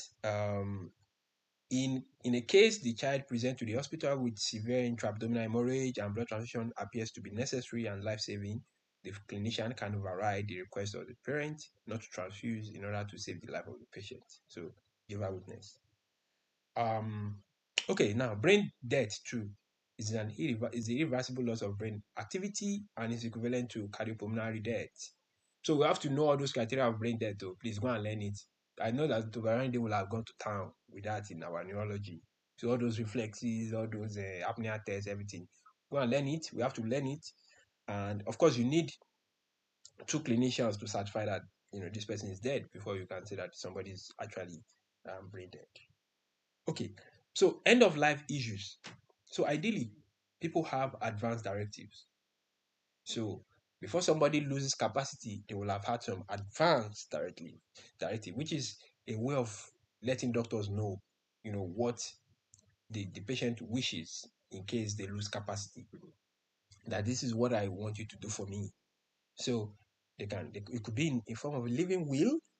It could be in form of a living will, or it could be healthcare proxy, which you also call the medical, power of attorney, the medically appointed power of attorney, the medical power of attorney, or healthcare proxy. So this means is that you have appointed somebody that will be making medical decision for you. Either if the person has, maybe if the person had developed loss of capacity for whatever reason, the healthcare proxy will be, the person that's going to take over medical decision. Or if the person doesn't have any designated proxy, they could have a living will that will have stated, do not resuscitate, do not intubate, do not give chemo, do not give blood transfusion. And all these things supersede the wishes of the family. Trust me, your exam, you are going to be seeing a lot of family situation. That you see this family thing, you wait for it, you will see it. They will be there. So you just have to know the ones that override the family wishes, and the one that the family wishes can stand. So the advance directive are legal documents that should be completed by any competent adult. So of course, before they can complete all these things, they have to be competent. So the living will is just going to have an outline of the patient's wishes. Do not resuscitate, do not intubate. Please, there's a difference between do not resuscitate and do not intubate. Very, very important. Some people see like do not resuscitate And they will say, okay, because of do not resuscitate, don't intubate. No, there are different things. DNI is different from DNR. Very, very important. So you have to look at what the patient have stated before you know what to do. So there's something we call the physician order for life-saving treatment. Let me see if there's no question that we have missed out here. Okay, I don't think I have any question. I don't think so.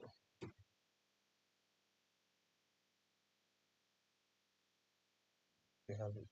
Is this a question? No, this is not a question. I don't think. Okay, I think we do. Okay, let us look at this. There are a lot. Informed consent. Before we go further, let me just, so sorry about that. I've forgotten about them. Let me just quickly bring them out. And so sorry about this.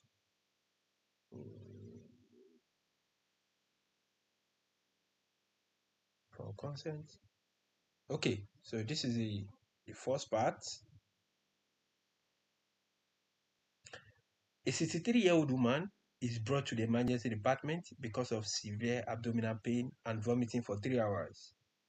She has had previous episode of abdominal pain that lasted for 10 to 15 minutes and resolved with antacid. She lives with her daughter and grandchildren. She divorced her husband last year and she's alert and oriented. Temperature is 37.3, vitals, blood pressure 101, abdomen is rigid and diffusely tender, there's guarding and rebound tenderness, rectal examination shows a collapsed rectum, infusion of 0.9% saline is begun, and CT scan of the abdomen shows intestinal perforation. The surgeon discusses the need for emergency XLAP with the patient and she agrees. Written informed consent is obtained. While in the holding area, awaiting transport to the operating room, she calls for the surgeon and informs him that she no longer wants the surgery. He explains the risk of not performing the surgery to her, and she indicates that she understands and she's adamant about not proceeding with the surgery. Which of following is the most appropriate next step? Consult the hospital ethics committee, cancel the surgery, continue with emergency life-saving surgery, obtain consent from the patient daughter, obtain consent from the patient ex-husband, wait until the patient is unconscious, then proceed with the surgery. Cancel the surgery. Cancel the Cancel the surgery. surgery. Cancel the surgery. This woman is competent. Cancel that surgery immediately. You know, if there's no cancel the surgery, what other things do we feel that might be correct in this situation? Anybody? Encourage. Encourage. Ask. Why? You know, why? So that is very, very important. Okay. And there's something I have to say here. Before you take informed consent, make sure that the procedure you are doing, what you want to do, you have to explain it to the patient thoroughly. Explain what you want to do. Explain why you are taking. Don't forget the brain. Don't forget the brain. Oh, you will need it. You will really need it. So, okay. Okay. So, an 18-year-old man comes to the physician with his parents for a routine health maintenance examination. He noticed a swelling on his back 7 months ago. He has a history of using IV heroin, but he has not used illicit drug for the past 2 months. There's no personal or family history of serious illness. Vitals are within normal limits. Examination shows a 2 cm soft lobulated mobile swelling on the right side of the upper back. The mass slips away from the finger when the edges are palpated. Huge track marks are present on the bilateral antecubital fossa. The patient is told that the mass on his back is most likely lipoma, and a benign mass consists of fat tissue that does not require any further treatment. He is aware of the diagnosis and wants the lipoma removed for cosmetic reasons. 4 months ago, he has asked another physician to remove it, but the physician refused to perform the procedure since they did not consider it necessary. The patient is counseled regarding the potential benefit and the risk of the excision, and that there's a chance of recurrence. His parent asked the physician not to perform the excision. However, the patient insists on undergoing the procedure. Which of following is the most appropriate next step in management? Ask the patient to follow up in 6 months, perform the excision, refer to hospital ethics committee, refer him to a methadone clinic, request parental consent.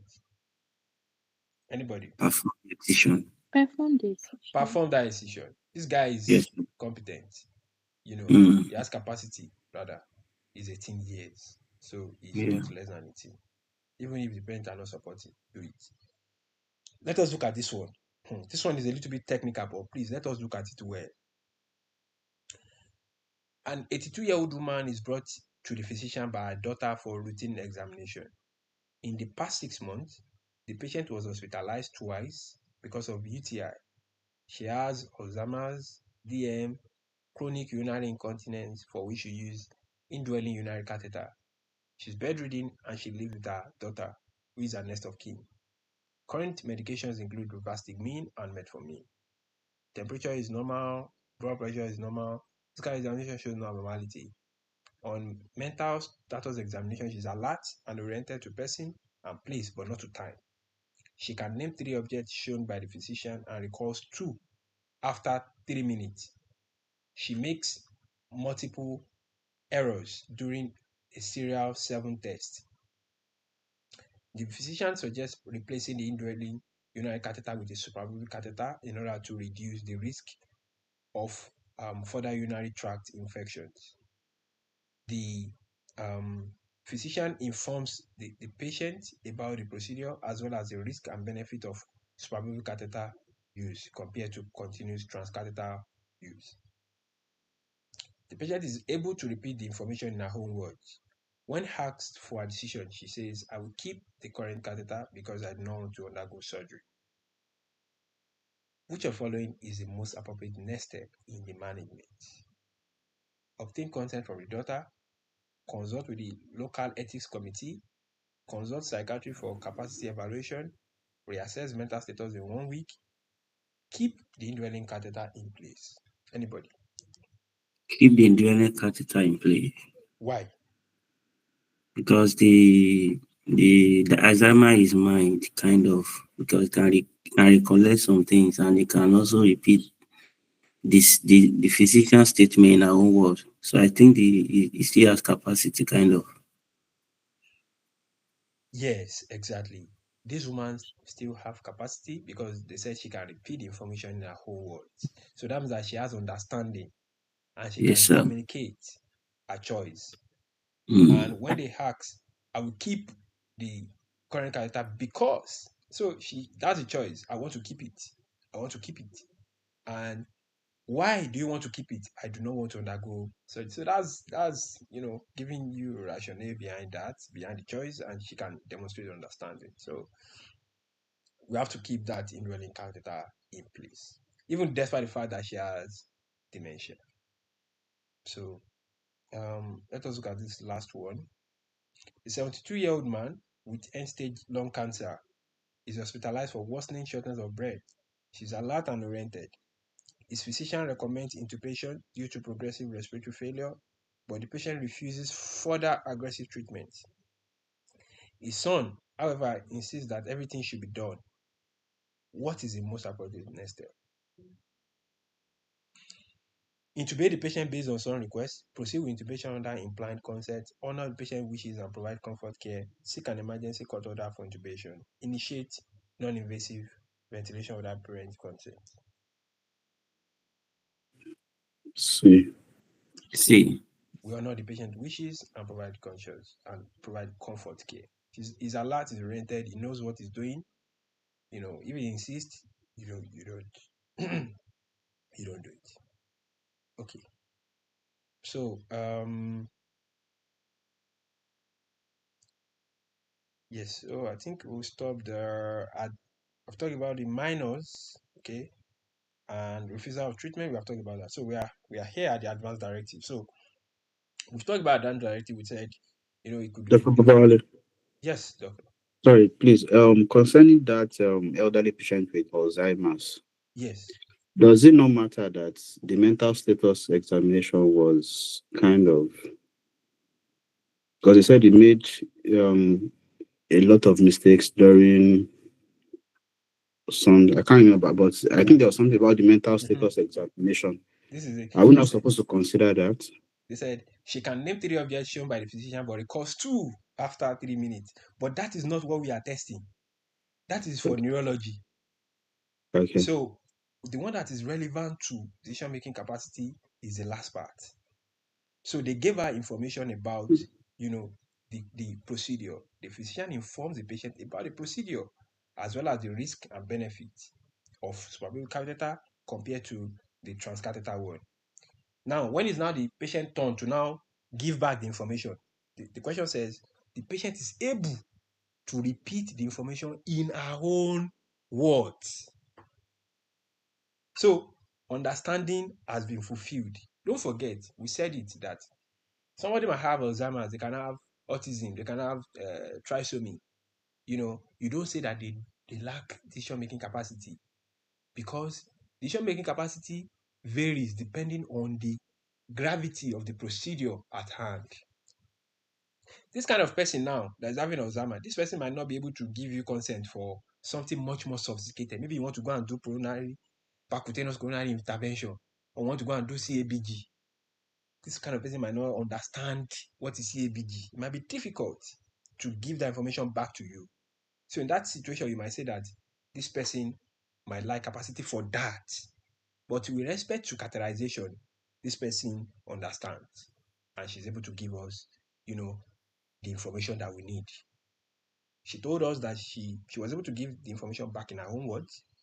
She told us that she wants it, and she told us the reason why she wants it. So everything is okay. Do you understand, doctor? Thank you. Yes. So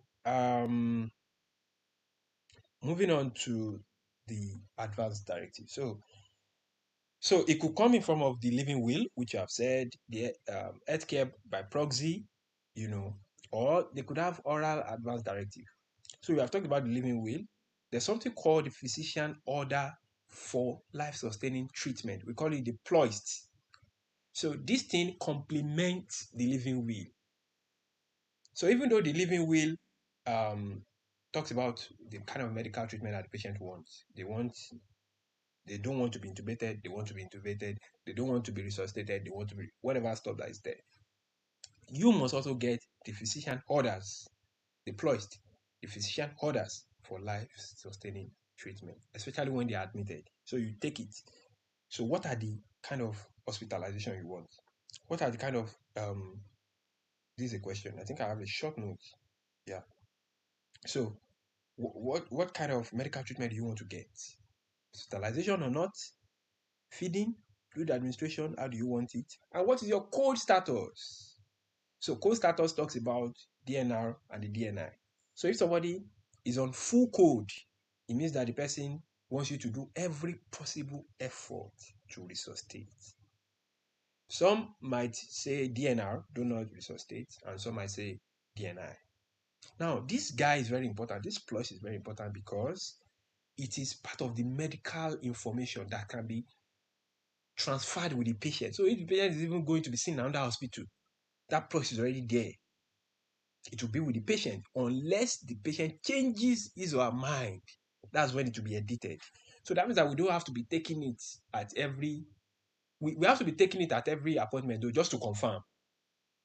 But once somebody comes to us now, we have the plus, we go through it. Okay, so this person is on DNI. So you can take a verbal confirmation that, okay, ma'am, can see it on your records, or your plus that, you are on full code. Do you still want to maintain your full code status? Yes, you leave it. So that's why your plus is very, very important. It is being transferred with the patient, wherever the patient is going. So it complements what's in the living will, because not everybody will carry their living will to the hospital. Yes. So, but the PLOIST is going to be part of the medical record. Physician order for life-sustaining treatment. So I have a question here. Let us look at this question. An 88-year-old woman with end-stage COPD is being discharged from the hospital after being admitted with COPD exacerbation for the 4th time in 5 months. During 3 of the previous hospitalizations, Trial of bi-level positive airway pressure were unsuccessful and she was intubated. Although she did not require intubation during this admission, she confides in the physician before discharge that she's tired of going to the ICU and she does not want to be intubated in the future. The physician discusses what matters most to her and she says it is her independence. She understands that she could not be in a situation in which she may die without intubation. And she says, I have lived a long. She could be in a. So, sorry, let me take that again. She understands that she could be in a situation in which she may die without intubation. And she says, I have lived a long life. So, this is capacity confirmed. She understands, and she tells us the reason why she doesn't want that treatment. She has communicated the choice. Don't give me intubation. And she's telling us the reason why I have lived a long life. Capacity is confirmed. I'm not afraid of dying. That's appreciation. She appreciates her life situation. She's not afraid of dying. She knows she's dying. So I'm not afraid of dying. I just want to be comfortable when the time comes. She clearly states that she does not want to be intubated again or to be resuscitated.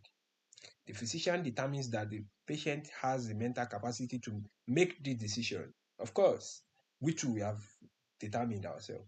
Which of the following is the most appropriate action by the physician to ensure that all future care providers provide care in line with the patient's preference?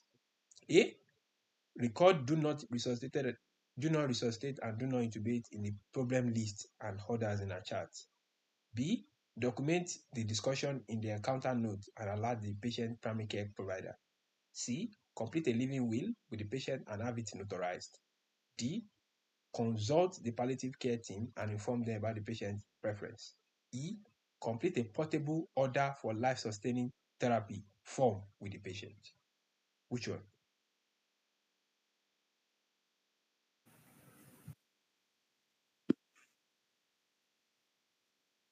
A.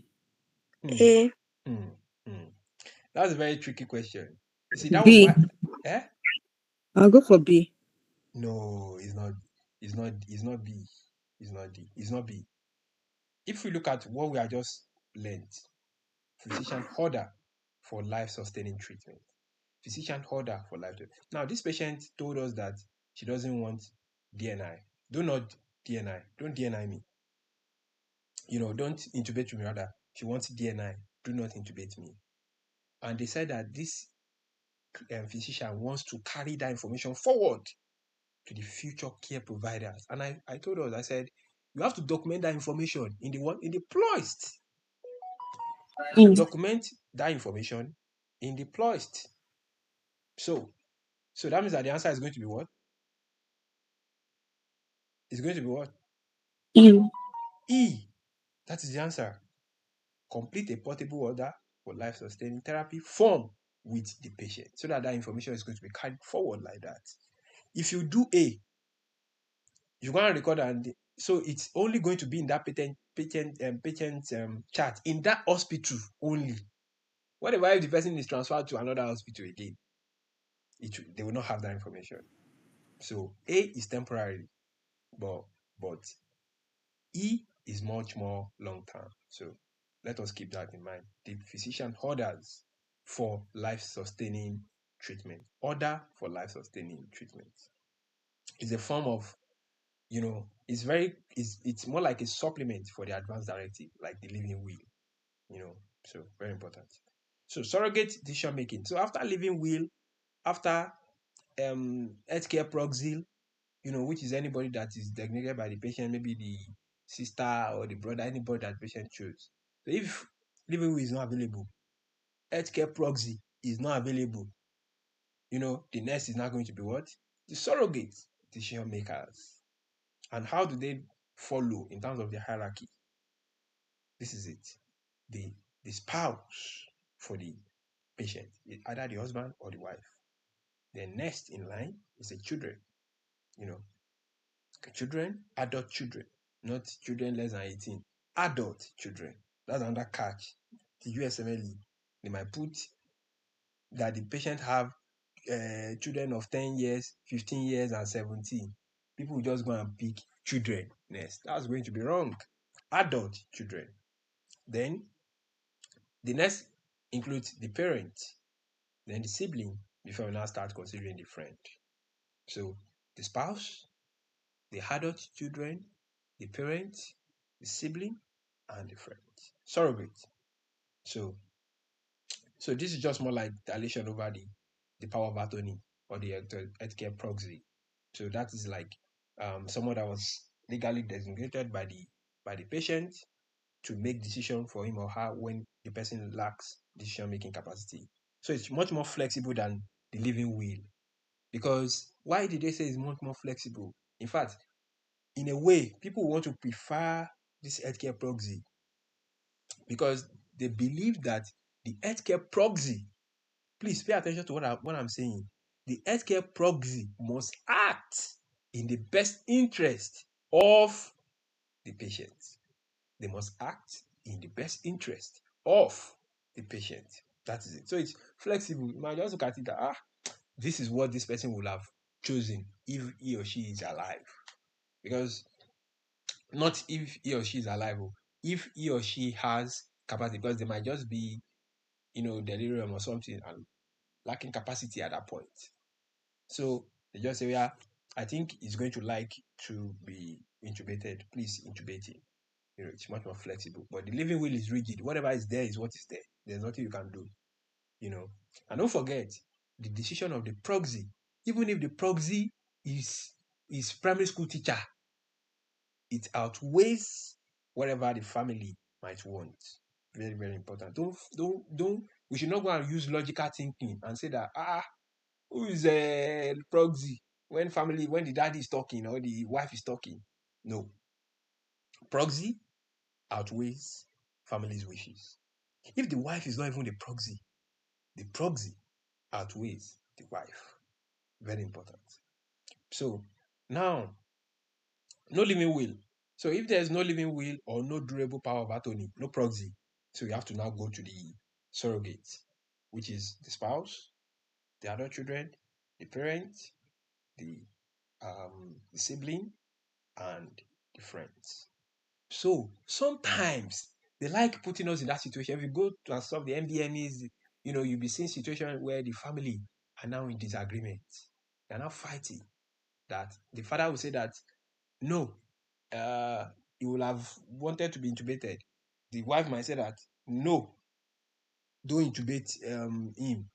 So when you see that there's a disagreement, the best next step is to encourage family discussion. Please go and discuss this matter at home. Go and call the head of the family. Everybody sit down in the sitting room, discuss it, come reflect on it, come back to us. That's going to be the best next step.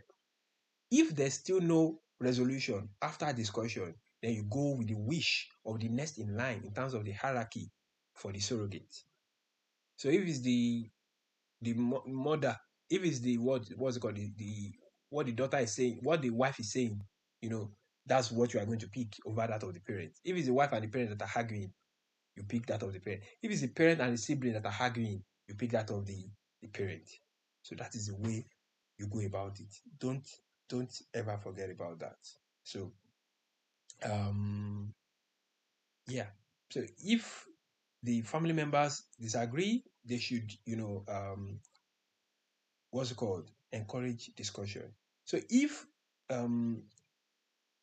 if there's no resolution after discussion, the thing is go with the opinion of the next in line. If you don't see that in the option, now refer the case to the ethics committee. If you don't see that in the option, refer the case to the ethics committee or seek a court referral as the last thing.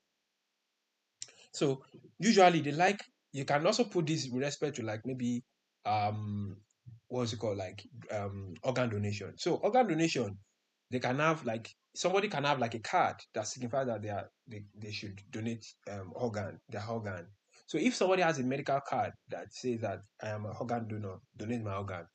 If the family fight from now to eternity, still go and donate that organ. But if the person doesn't have a card that supports organ donation, then you can now, go through the surrogate stuff. Look at their, their advanced oral, advanced directive. So did they put anything there, or they are living with? Did they put anything there about organ donation? If it's not there, proceed to the surrogate. So what are the family saying? What's the wife saying? What's the father saying? If they are disagreeing, encourage them to go and discuss at home. If they don't reach any consensus, you can do, the one, the superior one, follow the opinion of the superior one. If you don't see, follow the superior of the opinion of the superior one, consult ethics committee. So that's the way it works. Consult ethics committee. Then if you are not still finding anything with the ethics committee, go to court. So that's the way it is arranged. Hope we understand the arrangement, or it's confusing. So let me come again now. Anybody? Is it clear, or we still have some confusion? Still some confusion about after they don't agree, you don't go straight to the ethics committee. You still have to go through the chips, through the adult children and blah blah blah. Yes. Go with the opinion of the most superior in terms of the ranking. Go with the decision of the most superior in terms of the ranking. You will see that, this statement they have here is more like contradicting. You see another part now, they will talk about you choosing the opinion of the surrogate, the most superior surrogate. That's what you are going to go for. But if you don't see, you see, one thing about this ethics that I've noticed is that there is no, they are like algorithms in a way that you follow. But sometimes there could be omissions in the algorithm. So that's why you have to know everything stepwisely. They could jump, what's it called? They could jump sorry, how do you call? They could jump option 3 and go to option 5. All those kind of things. So you have to just know everything the way it should be. So that's why I'm saying that if you are not saying go with the decision of the next in line with respect to the chips, pick, consult the ethics committee. That is it. So okay. Sure. Okay, I think let's go for like 20 minutes break, and we'll continue from here. So I'll see us again in 20 minutes. Okay. Is that fine?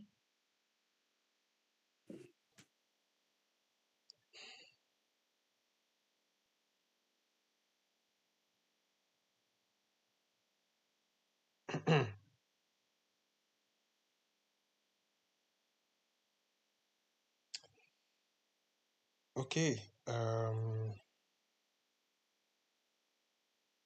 right. So all right. So let's just have a pause on this particular section about this no consensus agreed upon, then refer, because I know there is a particular portion. So we'll get to it. We'll get to it. Let's just still hold on to the fact that if there's no agreement between the family, we take it to the ethics committee. So then from the ethics committee, if they don't make any agreement, we take it to the court. But I know that most of the time I not really get to that level in our exam. Most of the time they will just stop at encouraging discussion. But if there's no headway after discussion, let's take it to the ethics committee. So there's a part that we also need to follow the opinion of the surrogate. Let's just move. I'm sure we'll get to it, so that I don't create any confusion. So the first aid is also a superior authority. So let's go. Okay, so I have talked about the DNR. The DNR, we know what it means. So a patient that has capacity can decide to refuse any intubation. They can refuse any resuscitation. They can, depending on what they have in their advanced directive or something. So, and even if they have capacity and they are okay, they are with us, they can still refuse antibiotics. They can refuse anything they want to refuse. So that's very, very much possible. So withdrawal of life-sustaining treatment. So the patient and the decision maker also have the right to, withdraw life-sustaining treatment. And usually they would say that the clinician should not use the term withdrawal of care because we never stop caring for them. So we're always with them, even though we are not giving like what's it called, life prolonging measure. You are still doing some palliative, treatment here and there. So you don't entirely stop, caring for patients. So people that have full capacity, they might decide to withdraw life sustaining treatment, and we should watch out for the situation where we might need to do some psychiatric evaluation, especially if we notice that there were inconsistency in, you know, that component of informed consent that we talked about. The understanding, the appreciation, the communication, the rationale. And if the person is also demonstrating some features of maybe psychosis and the likes, so you know that there's likely going to be an underlying psychiatric problem that needs to be checked. But if the capacity is intact, the person obeys the 4 rules of that capacity. Sorry, I'm supposed to say capacity, not informed consent. The person has obeyed the 4 rules of that capacity, that decision-making capacity, and you can say that this person has capacity, you can decide to withdraw the life-sustaining treatment. But if the person is having some feature of like psychiatric problem, you might need to do a psychiatric evaluation first before you take any action. So what about euthanasia and clinician assisted suicide? So this is not allowed. Most of the states in the US do not, allow for euthanasia because it's more like administering like a drug or maybe a chemical to help facilitate death. So it is not supported. Anybody that is making like a request for assisted death, like they want to die, give me something to die. So what you want to do is to evaluate for pain control, check, do some psychiatric evaluation. It could be that the person is depressed. It could be that the person is anxious and they just want to end it all. It could be that they are not having adequate pain control. So in that situation, if they're on palliative care, you want to increase the dose of the analgesia. Don't be scared to increase the dose of the analgesia. Always have high index of suspicion. If you see somebody on palliative care that is still in discomfort, that is still having some psychiatric problem, that they want to die and all those things, know that pain could be a big problem, that is not, controlled, that is causing them to be having that kind of wish. So control the pain, evaluate for depression, evaluate for anxiety. Just make sure that they are comfortable. If they are comfortable, they will not be having that kind of thinking. So there are some states that allow for clinician assisted suicide, in which the clinician is not going to be the one to give the medication. So they will hand it over to the patient, that the patient will now take it, to end the life. Some states allow that, but I don't think we need to learn it. Honestly, I don't think that the USMLE or the NBMs are how to be testing the knowledge of states that allows for clinician assisted suicide. So it's not everything in first aid that is important, So hospice care, we have talked about this before. Hospice care is just care for somebody that life, prolonging measures is no longer suitable for, or someone that have, less than 6 months to live. Those are the people that you place on palliative care. Majorly what you want to do is just make sure that they are comfortable. Breathlessness, you take care of it. Pain, you take care of it. Depression, take care of it. Anxiety issue, take care of it. Make sure you are giving them good oral care. They put all these, what's it called, like, I don't know what they call it, something that looks like jelly or something on their mouth so that their mouth is not dry and all those things. They have a care plan. You go through it from time to time and you adjust accordingly depending on the stage. Don't forget the stable, unstable, deterioration, termination, and bereavement, and all those things. So just improve their quality of life. And this is also where we talk about the principle of the double effect, in which if they are still experiencing pain, you don't watch them drowning in pain. You don't watch them like, complain of pain. You have to, even if that pain medication have a very high chance of killing them, still give it, because you are covered under the principle of double effect. So futile treatment, this one is more like working with the principle of non-maleficence. So clinicians are not ethically obligated to provide treatment and they may refuse a patient or family member request, for further intervention on the grounds of futility under the following circumstance. So if there is no evidence or no rationale behind treatment, you don't continue. For example, somebody is already brain dead, you can decide to extubate. Although the best next step is not to go ahead with the extubation. So you have to try to explain to the to the relatives about the fact that this person is already brain dead, because they usually like using the scenario where they can tell us that the family members notice that the patient is having some reflex. If we remember in our neurology, Dr. Binde will have taught us that presence of deep tendon reflex does not mean that the person is not brain dead. It's just like one of those spinal reflex. So the person is brain dead, but they could have preservation of the DTRs. So it doesn't mean that the person is still alive. So the relative might notice that jerk and they'll be like, this person has moved the leg now, he's alive. Please help us check him. So you have to explain the situation to them. Tell them that there's a need to, extubate, and probably, although that's not the best time to be talking about organ donation. So we allow them to go to the grave before we start talking about organ donation. And usually the people that are going to talk to them about organ donation are not going to be people within the medical team that have treated. It will be as if you just wanted our relative to die so that you can quickly donate this organ, Abi. So usually people outside, those are the ones that will come, to talk to them about if they would like the organs to be donated or not. So if there's no evidence of pathophysiological rationale for treatment, don't continue treatment. If intervention has failed, you have tried everything you could, nothing is working, you can stop treatment.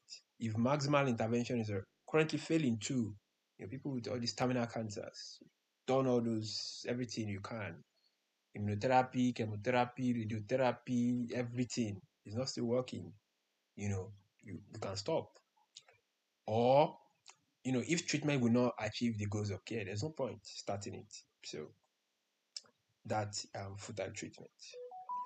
So complementary and alternative medicine therapy, we are not going to be reading everything here. We already know this. It's just a patient coming to us, telling us about the need to be using herbal tea. I've heard that herbal tea reduce blood pressure. I've heard that herbal tea reduce cholesterol. Please, doctor, I want to be taking herbal tea. So you can ask them, like, what do they know about that herbal tea? Why do they want to take it? What do they desire to get from that herbal tea, that they are taking? I'm not saying herbal tea is bad, or please, nobody should quote me. I'm just giving as an example in this situation. So, and from there, we just want to have an insight into what they are thinking and their reasoning for, using that particular substance. Then we can now offer some form of advice. If science have shown that it works, you can tell them. If you have some research, you can give it to them to go and read more about it. Don't discourage them. Don't say, what are you doing? Do you want to kill yourself? You don't say all those kind of things. So we just try to educate them more about what we know medically and according to science, give them more information so that they can make their own decision. Don't forget patient autonomy. Never forget that. So full disclosure is a big deal too. It's a very, very big deal. We must know it very well, and this is just the act of making something known in its entirety. So ideally, all patients, they have the obligation, they have the right to know their status, their prognosis, whatever treatment option is available for them, unless or else they say that, no, I don't want to know, I don't care. Then the best next step is going to be, do you have any surrogate decision maker that you want me to talk to? That is the best next step. We should not go and pick. Patient says, leave the patient alone since the patient says he doesn't want to know, or any option related to that. No. So you are still going to try to disclose the information to somebody, that the patient wants, or maybe a surrogate that the patients prefer. So that's the way it's going to be. Because some patients, out of denial, they just don't want to hear whatever you are telling them. So, ideally, the patient relatives cannot require that the clinician should withhold information from the patient without the knowledge or the consent of the patient. So that should not be the ideal case. But don't forget about therapeutic privilege that we talked about. So you might want to exercise therapeutic privilege in some situation if you perceive that or you know that there's a risk of self-harm, you know, precipitation of some psychotic issues like depression, manic episode, or even the client losing his or her job, you know, out of any of these things happening, resignation from job, you know. So in that kind of situation, you might want to use therapeutic privilege and withhold that medical information, you know, for some time. So, but if there's no contraindication to disclosure, disclose at the earliest possible time. If the relative come to you, you can also ask them. If they tell you they don't want you to tell the patient his or her medical condition. If you are not saying something about relating to therapeutic privilege stuff, the best next step would be like just inquire. Ask them for, in fact, that should be even the best thing. Ask them first, like, why don't you want me to tell this patient the information?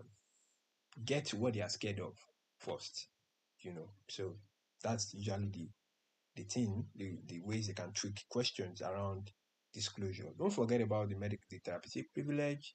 Don't forget about making inquiries about the relative concerns whenever they are asking for withholding medical information.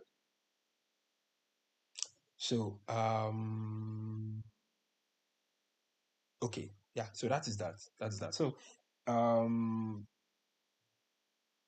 okay, so sometimes you could have like some kind of conflicting interest. So some of the relatives might say that, okay, please tell. Some will say that they should not tell. So you can encourage that they should have some discussion. If the discussion is not still working, you can go to ethics committee and, you know, resolve the matter from there. So delivering bad news, we have talked about this: setting, perception, invitation, knowledge, emotion. We already know all these things. It's more like reiteration. So confidentiality, yeah. So there's something we call the HIPAA, the HIPPA. So it just means um how do I put it now? What's the word? Maintaining like privacy, maintain the integrity and privacy with respect to the electronic records of patients. So you just don't talk about patient information anyhow. Even within the hospital, you just don't talk about patient information. Do you know that patient in bed something? That woman don't get CKD now. You don't do all those kind of things on the ward because of hyper. So you have to maintain confidentiality. The only people that you are allowed to discuss patient information with are people that are involved in caring for that patient. You don't, if Dr. A and B are involved in the team managing, you guys, the both doctors can discuss privately about that case. But if Dr. C is in another ward, we don't go and he's not involved in the care. We don't say because he's a doctor, we now go and be discussing that information with the person. No, we will not do that because we want to maintain patient security, privacy, and data protection. So there's something I want to also say here. So yes, so let me see. I think I have some notes in case I forget anything. I don't think. Okay, yeah. So that's that. So, and again, sometimes you might be allowed to actually, give out some of this information, particularly maybe with respect to insurance. So you could have call from insurance company, but the information we are going to be giving them is going to be minimal, which is pertinent to their own need, to the need, and of course you must have like gotten like okay, so you don't need consent for insurance. You might not need consent from the patient because for the benefit of the patient. So just confirm that it's coming from the insurance company and give them the minimal information that they need. We don't disclose everything to them. So people that should have access to the patient data are usually the people within the managing team, people within the admin staff, and people dealing with the billing. Maybe when they want to pay for the medical care and all those things. So all those kind of people can have access to the data. But anyone aside the administration staff, the ones involved in payment for the medical bills and the managing care team, nobody should have access. And even if you are sending the patient information from one place to another, it has to be coming from the hospital's official email. It should not be coming from a personal mail because it can be easily hacked into. So that is important. And also, the patient, they have a right to request for their information. They have a right to request for their information, and the information ideally is usually made available to the client, to the patient within 30 days. So unless maybe there's an ongoing information, there's an ongoing investigation rather. There's an ongoing investigation about maybe any situation, I don't know, whatever case it might be, and that might maybe require the patient to come and be falsifying some data.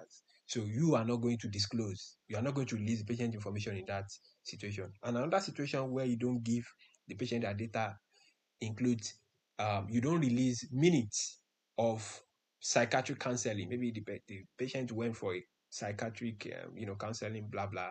The data gathered from there, you don't release it. I don't really know why, but that's the US system. So if there's an ongoing investigation and the patient is asking for data at that point, don't give it. Don't give it. So very, very important. So what are the situations where you might want to override confidentiality? This is important too. And that brings us to wait a second. Wait a sec. Wait a sec. So W for wound. For example, somebody comes to the hospital with gunshot wound, penetrating wound. You automatically have to report to the what? To the local authorities. The police, they have to know about it. That it's ideal. Even in Nigeria, I think we do that. Somebody comes with gunshot wound, you have to inform the police. You don't have to say that, I don't want the information to leak. Tell the police. Very important. The next one is the A, which is automobile driving impairment. This is what they will be asking in the exam. So, can you identify a situation where you have to override confidentiality? Yes. Somebody comes in with gunshot wound, stab wound, any penetrating wound, report.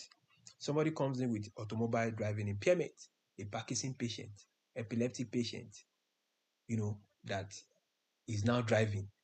You have to report to the traffic authorities of the US. They have to know about it, or else the doctor's license is at stake. Infectious disease, that's the I. Notifiable disease. A lot of them are notifiable. HIV, chlamydia, gonorrhea, syphilis. You have to tell. I think the only one that is part of the sexually transmitted that is not notifiable is herpes. And that's, surprising to me. But HIV, gonorrhea, syphilis, chancroid, in fact, you have to tell. TB, even latent TB. Even if somebody has latent TB, you report. You have to still inform the local health authorities. Tarasov. So Tarasov or human trafficking. So the Tarasov is a case of somebody that is having some psychiatric problems and went to tell a doctor that, doctor, you see that my girlfriend, Omolara, I'm going to gun her down tomorrow. And the doctor looked at the young man, what are you doing? You will gun her. Who you be? And the doctor did not tell anybody. And at the end of the day, Tarasov, by the following day, gunned down Omolara. So we have all learned from that Tarasov incident that whenever we see anybody that is declaring some homicidal intent, you don't keep the information of that person. You have to report to the police. You report to the police, and you also have to inform the person at risk of the harm. Or if there's a case of human trafficking too, you have to report that. Very, very important. Suicide. Somebody with suicidal intent, you have to report.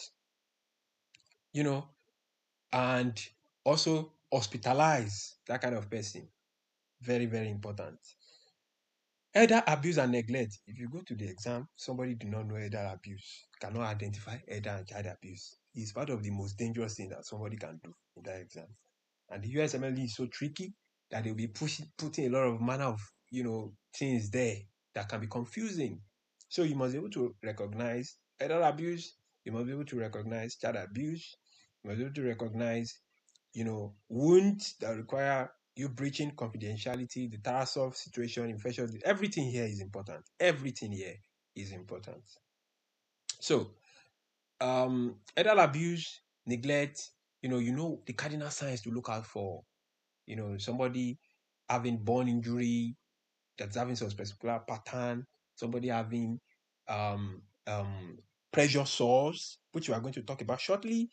You notice that there was some bruising in the anogenital area. You know that it's probably that this person is being raped. So you want to report to the adult protective service for elder abuse. Now, we'll notice that elder abuse is coming with neglect. So some people will be like, he's having pressure sores. Okay, he's sick. He's looking unkempt. Hair is unwashed.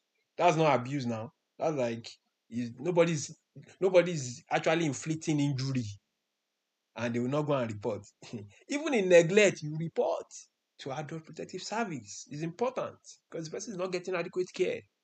So that's why we have to be very vigilant when we are reading our questions. So child abuse. So somebody we notice that there are some features of child abuse. You see the metaphysical fractures. We are seeing bone injury that's having a particular symmetrical, pattern I'm going to show us later. Injury spreading some part of the body, you know, ribs fracture and all those things. Injury around the genital area. Think of child abuse. Report to child protective service. It could be report to child protective service. It could be like sometimes you might also need to speak to the child. Speak to the child. If this child that can be verbal, if it's within the verbal age, communicate with that child. But if it's a child of like 1 year that cannot verbalize, just go and report to CPS immediately. So, I'm coming. So yeah, protected information, is any information that can be transmitted or maintained within the electronic media over an individual's healthcare. So it may also involve verbal communication, like talking over coffee or lunch that discloses patient identifiable health information. So that's it. So you don't discuss patient data over coffee or lunch or public spaces. We don't.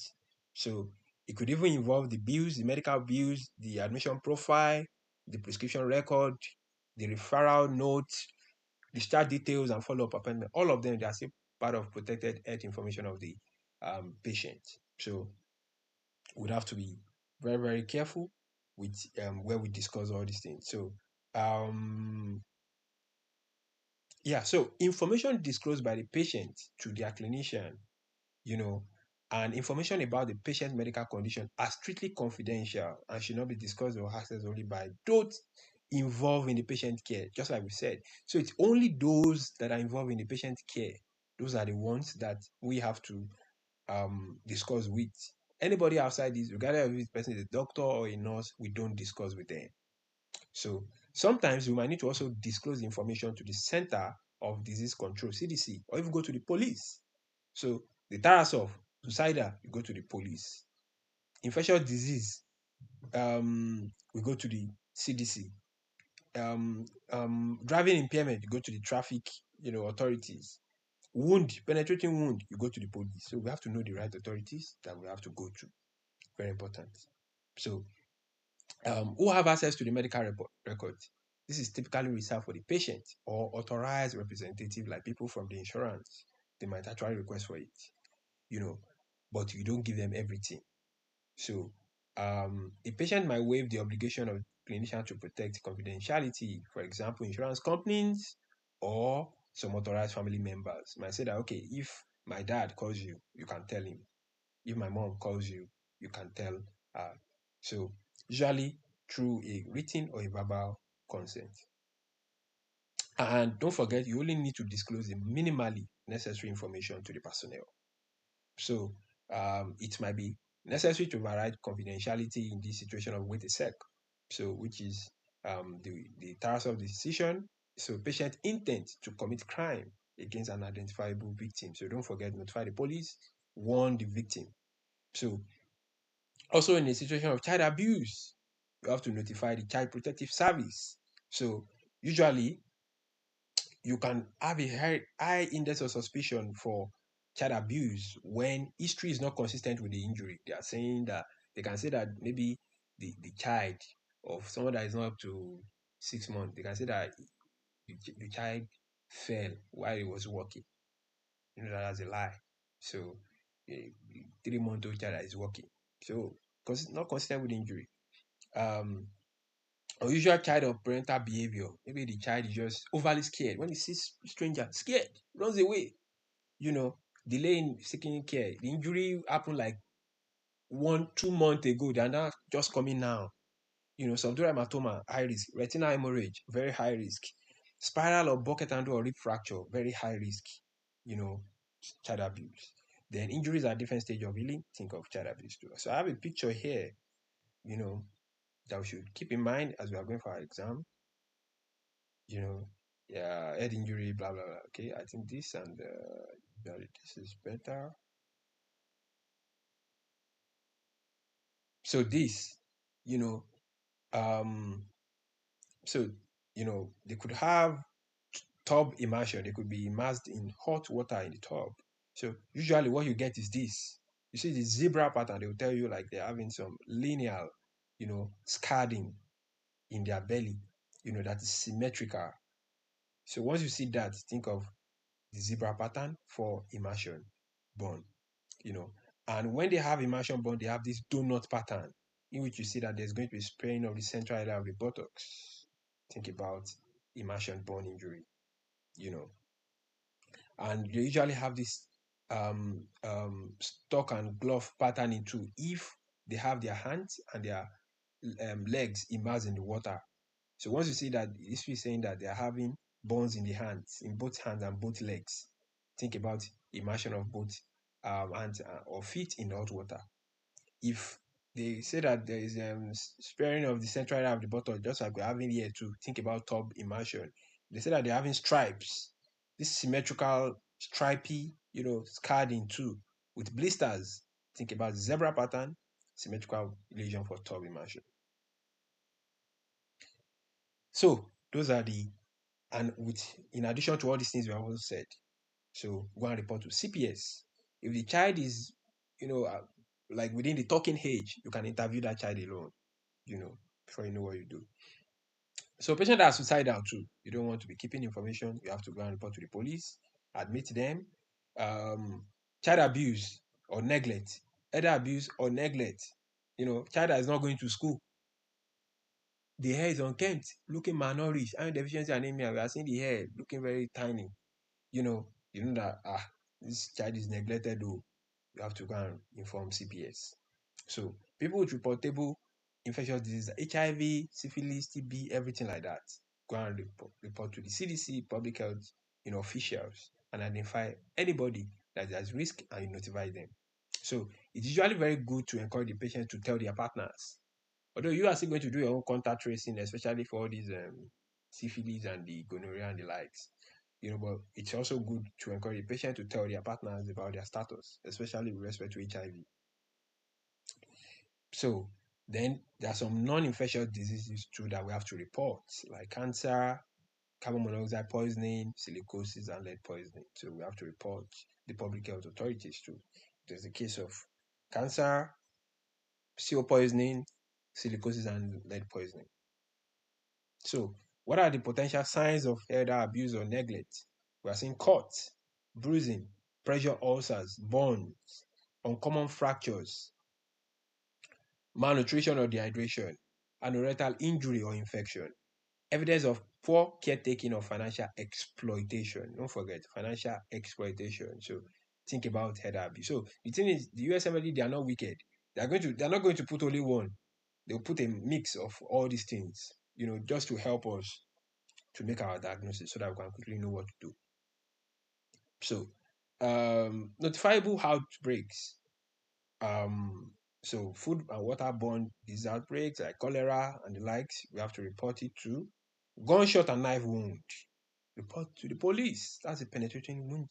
So report to the police. If there's any risk of injury to other people, Tarasov. No, sorry. If the patient is a danger to others, to like people that are impaired and they are driving, so you have to report to the what's it called, the traffic stuff, to put that person in check. So Guiding principles for overriding confidentiality. If there's an identifiable third party at risk for harm, so you might need to override. If the harm is significant and probable, disclosure should prevent. We don't need to worry about that. So, clinical research. So, this is just research that you have to test new treatment therapies or people, against a new or standard of a new or previously existing standard of care. So there's the Declaration of Geneva of the World Medical Association that talks about the health of the patient should be our major consideration at all times. So we don't just put patient in research that can affect their health because they're not lab rats. So do I have some notes here? Okay. Now I have something about the Institutional Review Board, the IRB. The IRB is a committee that usually reviews the design of studies involving humans to ensure participant safety and patient confidentiality and compliance with medical ethics. So anytime we are doing any research, don't forget, anytime we are doing any research that involves human subjects, it could just be like they are taking, what's it called? They are doing case control, or they are just reviewing medical record. They are not even dealing, they are just reviewing human's medical record. You still have to go to the IRB.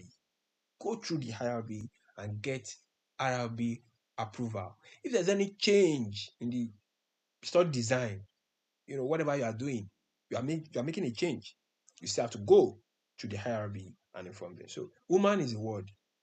If it's about you are using rats, you don't need IRB. But once it involves human subject, they have to go to the IRB. Very, very important stuff to hold on to. So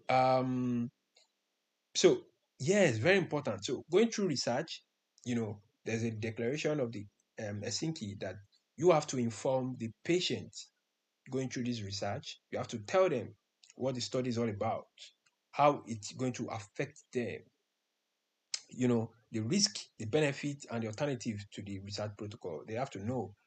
And there should not be any collection of the patient details, like, noting the name, the patient number should not be done. It has to be confidential. So I have something here like what we need to tell the patient. So we have to get informed consent. We have to get informed consent before they can participate in that study. We have to provide sufficient information in verbal and in writing to them. We have to also, to expose them to how the experiment is going to go. What's the design? What's the purpose? How long is it going to last? We have to also hint them about foreseeable hazard that can happen to them. So it's not left for them to now make that decision that, okay, you have all the information on your table. So consider and weigh your option. You don't coerce them. So we'll get to the coercion part. I think okay, I don't have it here. So you don't coerce them. You don't do undue influence. So coercion is like you are giving, like you're now tipping them, and forcing them that you have to participate in. No, you don't coerce them. It has to be like voluntary, and there should not be any undue influence. Like maybe you are saying that, okay, take money, take that so that they can change their mind. No, it has to be free will. Very important. So the research should have some direct benefit to the participant. We have to disclose all alternative treatment or options if applicable. We also have to disclose the sources of the funding, blah blah blah. And you have to maintain confidentiality with respect to the collected information and records, for the research. So yes, so very important. A statement about the participation is voluntary, and the participant can withdraw at any time without penalty.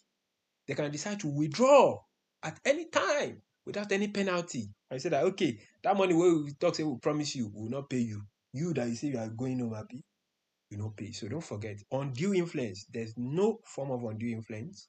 Don't threaten them with money and say that, yeah, take, yeah, come and join. And don't do any coercion.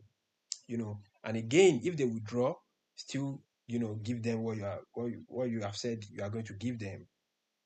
So there should not be loss of benefit that they were otherwise entitled to, and they are not obligated to explain the decision. So the best next step would be to ask why.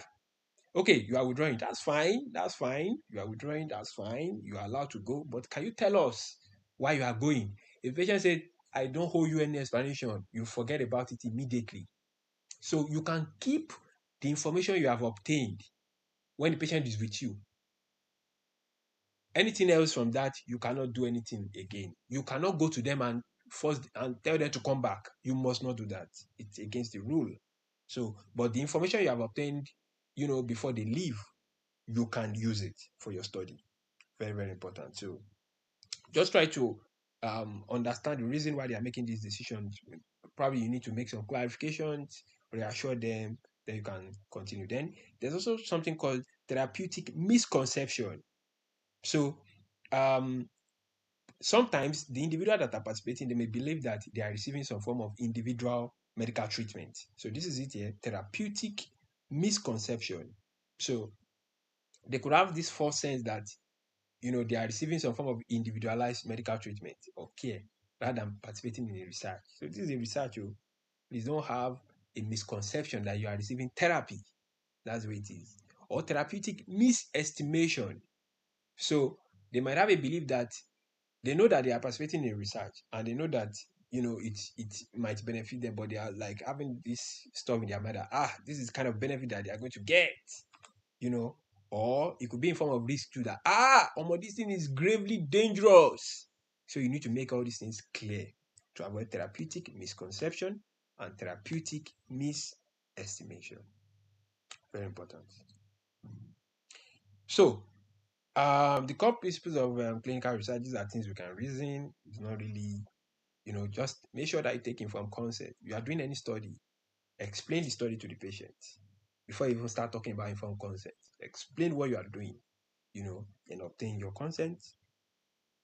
And ensure a fair system in selecting treatment option. Randomization to remove bias. So verification of the scientific validity of the results.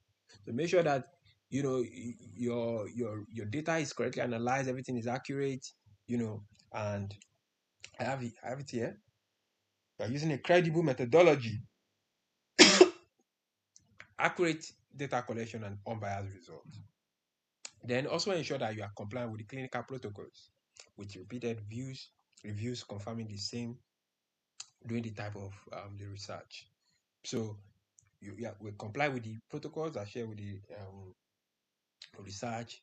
We verify that the scientific validity of the result is good. We are using like very good methodology. The results are accurate. They are not being falsified. And everything can be can be applicable to the outside world. Because if you are falsifying results, that means there's going to be a problem with external validity. I'm sure we'll have talked about that in our Biostat. So yes, so mandatory reporting of intimate partner violence too is controversial. So there's something we also call the intimate partner violence. So this is the only one out of all the violence that we have been discovering or talking about, like child abuse, elder abuse, that we have to report. It is only intimate partner violence that most of the states they do not report. And I feel that it's kind of unfair to the women or to the men. It's not only women that are being abused.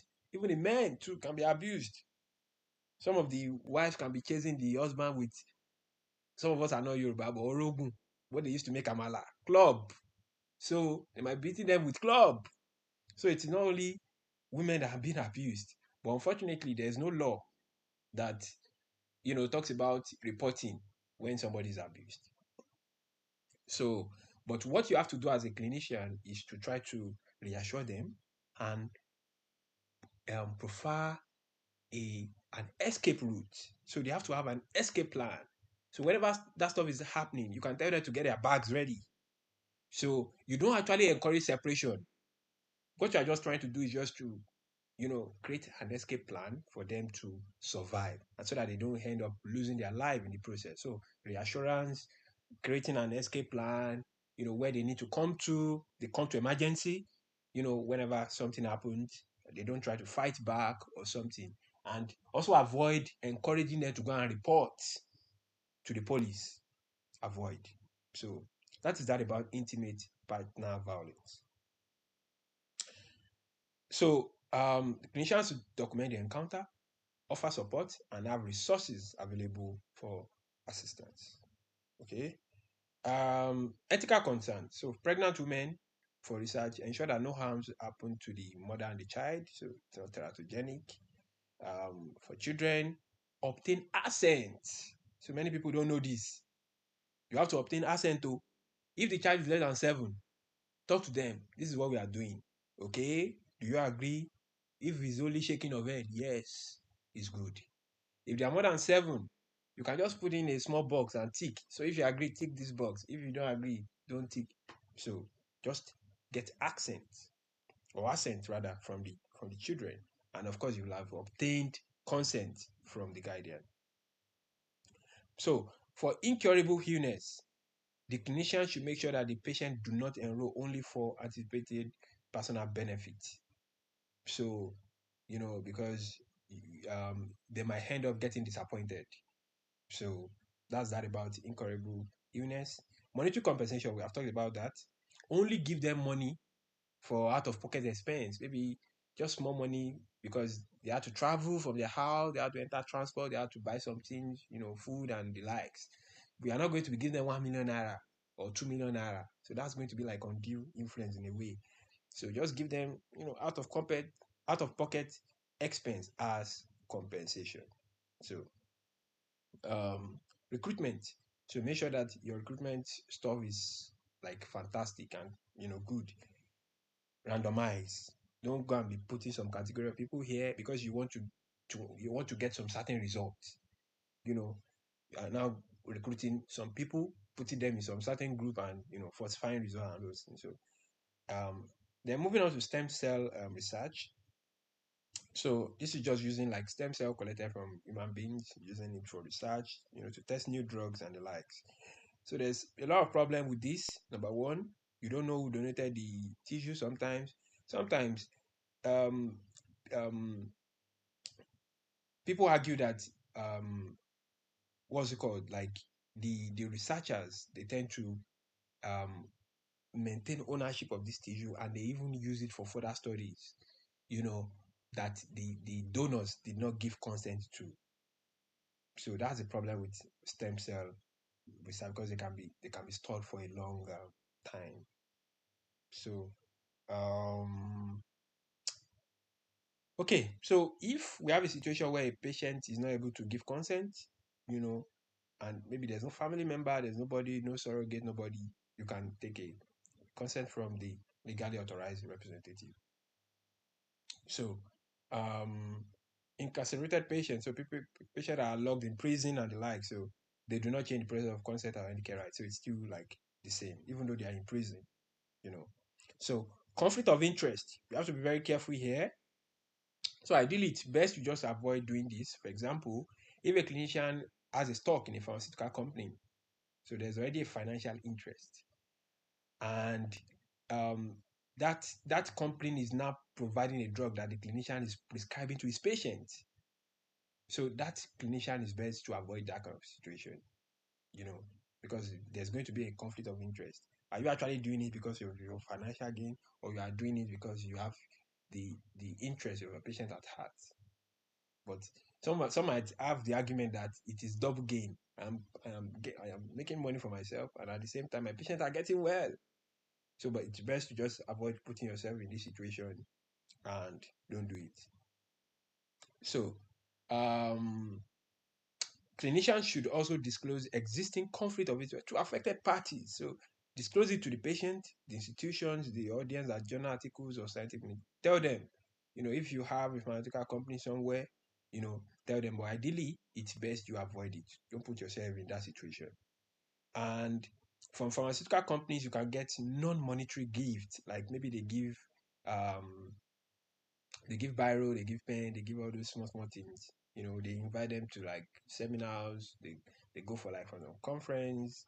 Don't or maybe they give like books, and the likes. So don't accept cash, $50 million or $10 million. Don't accept that. So don't say that it is my sweat now. Maybe we are prescribing for their patient. We are prescribing the drug to our patient. I'm entitled to it. Don't do that. So gift from patient. Me, I would just say that you have to be very skeptical accepting gift from patients. But if the question says that it's just something that is non-monetary, like a book, maybe a publication, journal, just what's it called, magazine, something intangible, you can take it. But once it involves money, please let's be careful accepting anything that relates to money or something that is of significant value. Once maybe somebody brings a picture frame that's made of gold, golden wristwatch, and all those things, high valued gift, you have to be very careful. Just express gratitude. Thank you, for giving me this, but it's actually not professional for me to accept this gift from you. Just explain to the patient. So the question can come in any angle. Let's just be prepared for that. So because if you accept, it can influence the way you are going to be caring for that patient. So they could have what kind of bias did we say that the affect that the clinician have for the patient can cause the bias? Anybody remembers? What kind of bias is that? Though I know that we still have to revise, but can anybody remember? Anybody? What did you say? The bias that is concerned with the affect the doctor have for the patient. Do you know what I mean? Like the doctor is because of the way the doctor is feeling. That's why the doctor is acting in a certain way. Visceral. Visceral bias. Visceral bias. Yes, thank you. So that could lead to some form of visceral bias. You are collecting gifts for patients, just be liking all of them. Somebody that is not supposed to even give paracetamol, if you give them paracetamol, like, this person must be aware. Visceral bias. So, so that is so. Decline gift. Do not allow the gift offered to influence care. Decline gift if acceptance may present some financial. They don't even have much. They're not giving you. See, doctor, see, this is only. In fact, we have 20,000 naira in our account, but take this 15,000 naira because you are a good man. So we are not going to accept that. So we have to be sensitive about the patient emotion and be fair. Especially a gift may lead to impaired relationship among team members if the gift is exactly. So everybody co-manage. The payment should be a bundled payment, but they are not doing bundled payment. They are giving Vision A 10,000 naira. They are not giving Vision B 50 naira. So that could cause some problems. So you have to be very careful. Okay, do I have any question? I will just go back to the question and see if you have any question there. So gift from drug companies, I've said that it usually do avoid collecting gifts from drug companies. Avoid it. If we see any question talking about that, just decline immediately. Unless it is non-monetary, like the educational material, buffet launch, product sample, which is not for sale, charitable items, clothes, all those things, we can accept it. Then malpractice.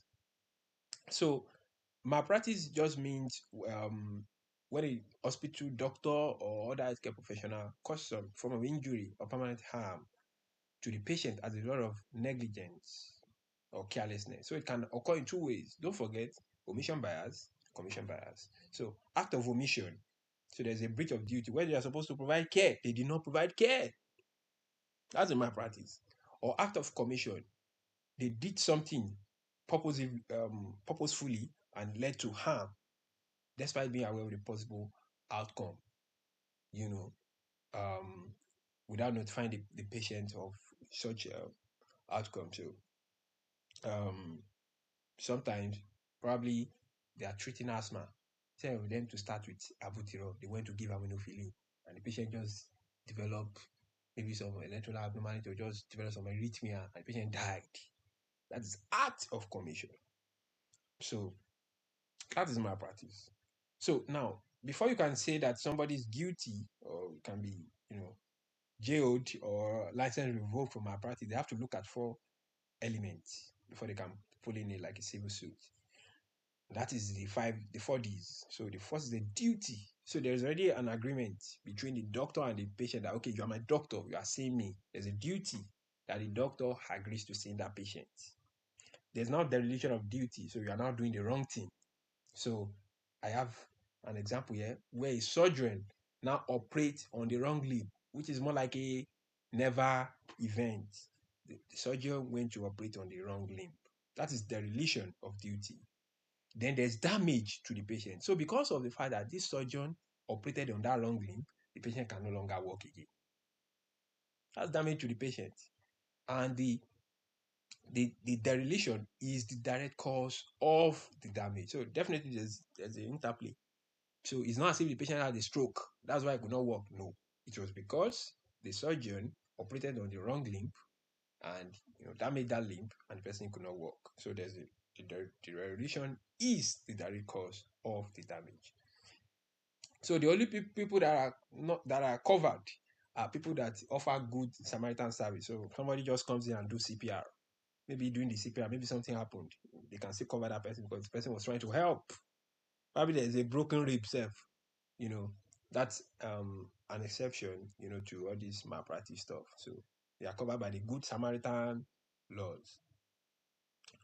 So impaired practicing clinician, very important stuff.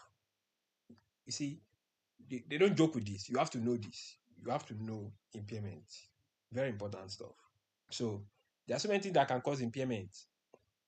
It could be due to anxiety. Maybe they are stressed, burnout, emotional exhaustion, reduced sense of personal accomplishment, anxiety, stress, and all those things. So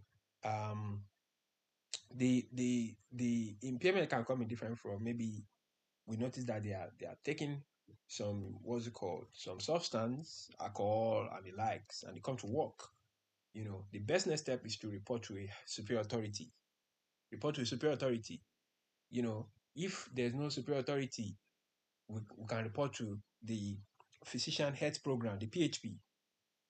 So the clinician has the obligation to protect patient interest and ensure appropriate care and assistance to the clinician's colleague who may be impaired physically or mentally. Now, what I want to say here is that whenever we get a situation where a clinician is impaired, the best next step is always to ensure that you relieve that person of his or her duty. You don't allow the person to make contact with the patient again.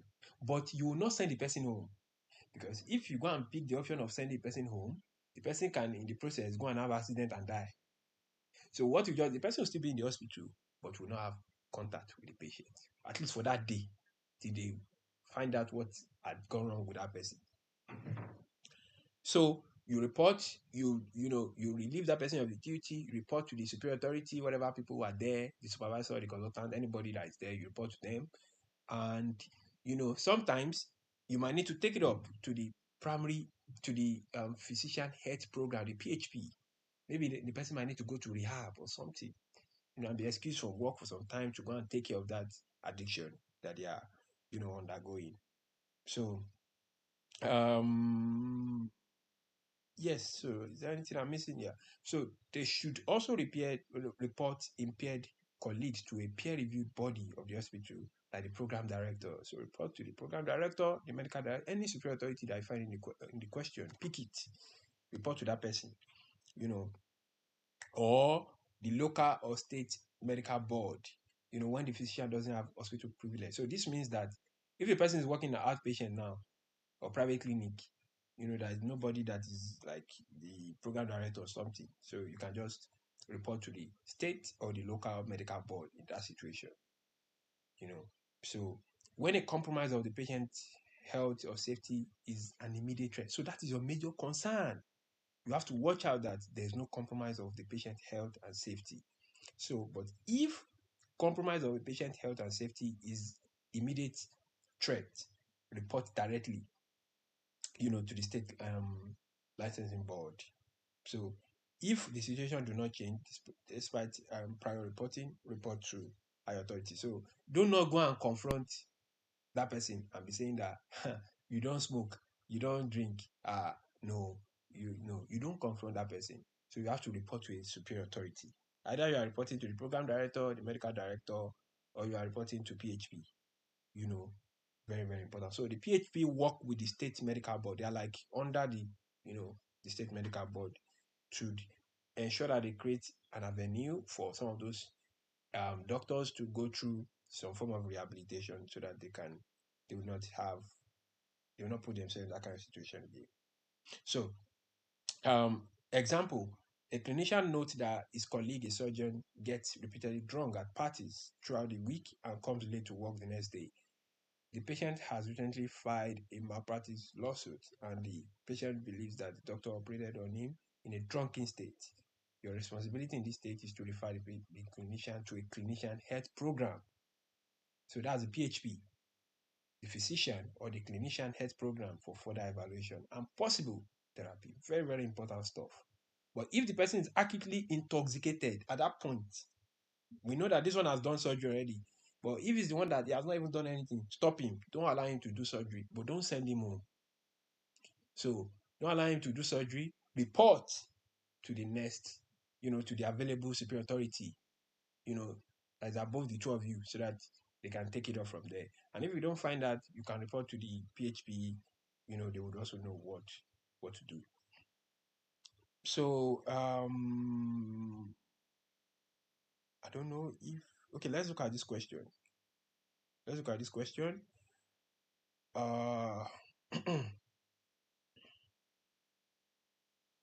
I'm so sorry. Ethics is a little bit boring. Nobody enjoys ethics. So sorry we had to drag the class like this.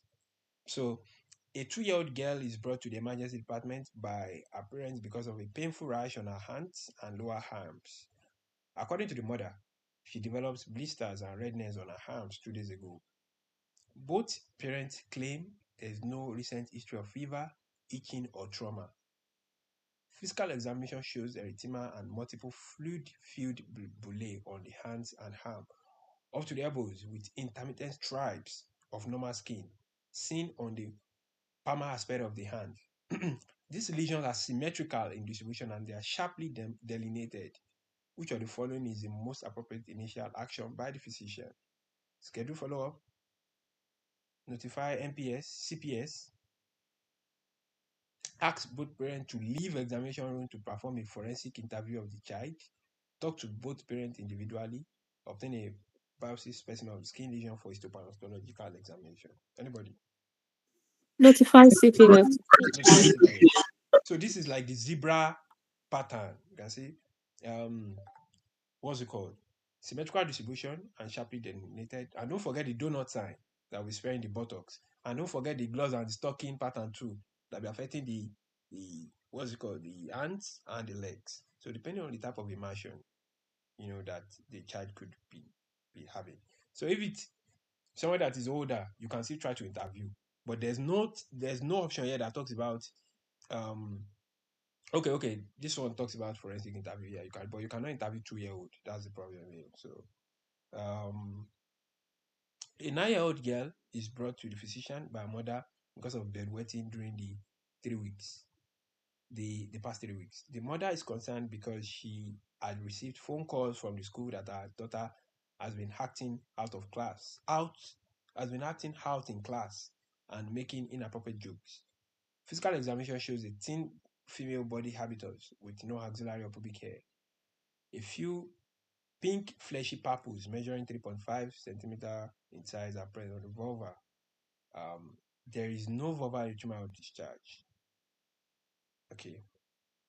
So, which of the following is the most appropriate next step? Anybody?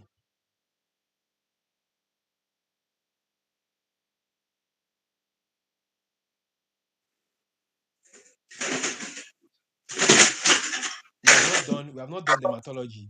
But anybody have an idea of what that rash is? Fleshy papules. revolver. That's HPV. PV. Condylomata Condylomata lata. Yeah. What kind of syphilis is lata. that? Syphilis, yeah. That's secondary. PV. Secondary. Yeah. Yeah. Yes. So that's going to be secondary. Okay. I agree with you.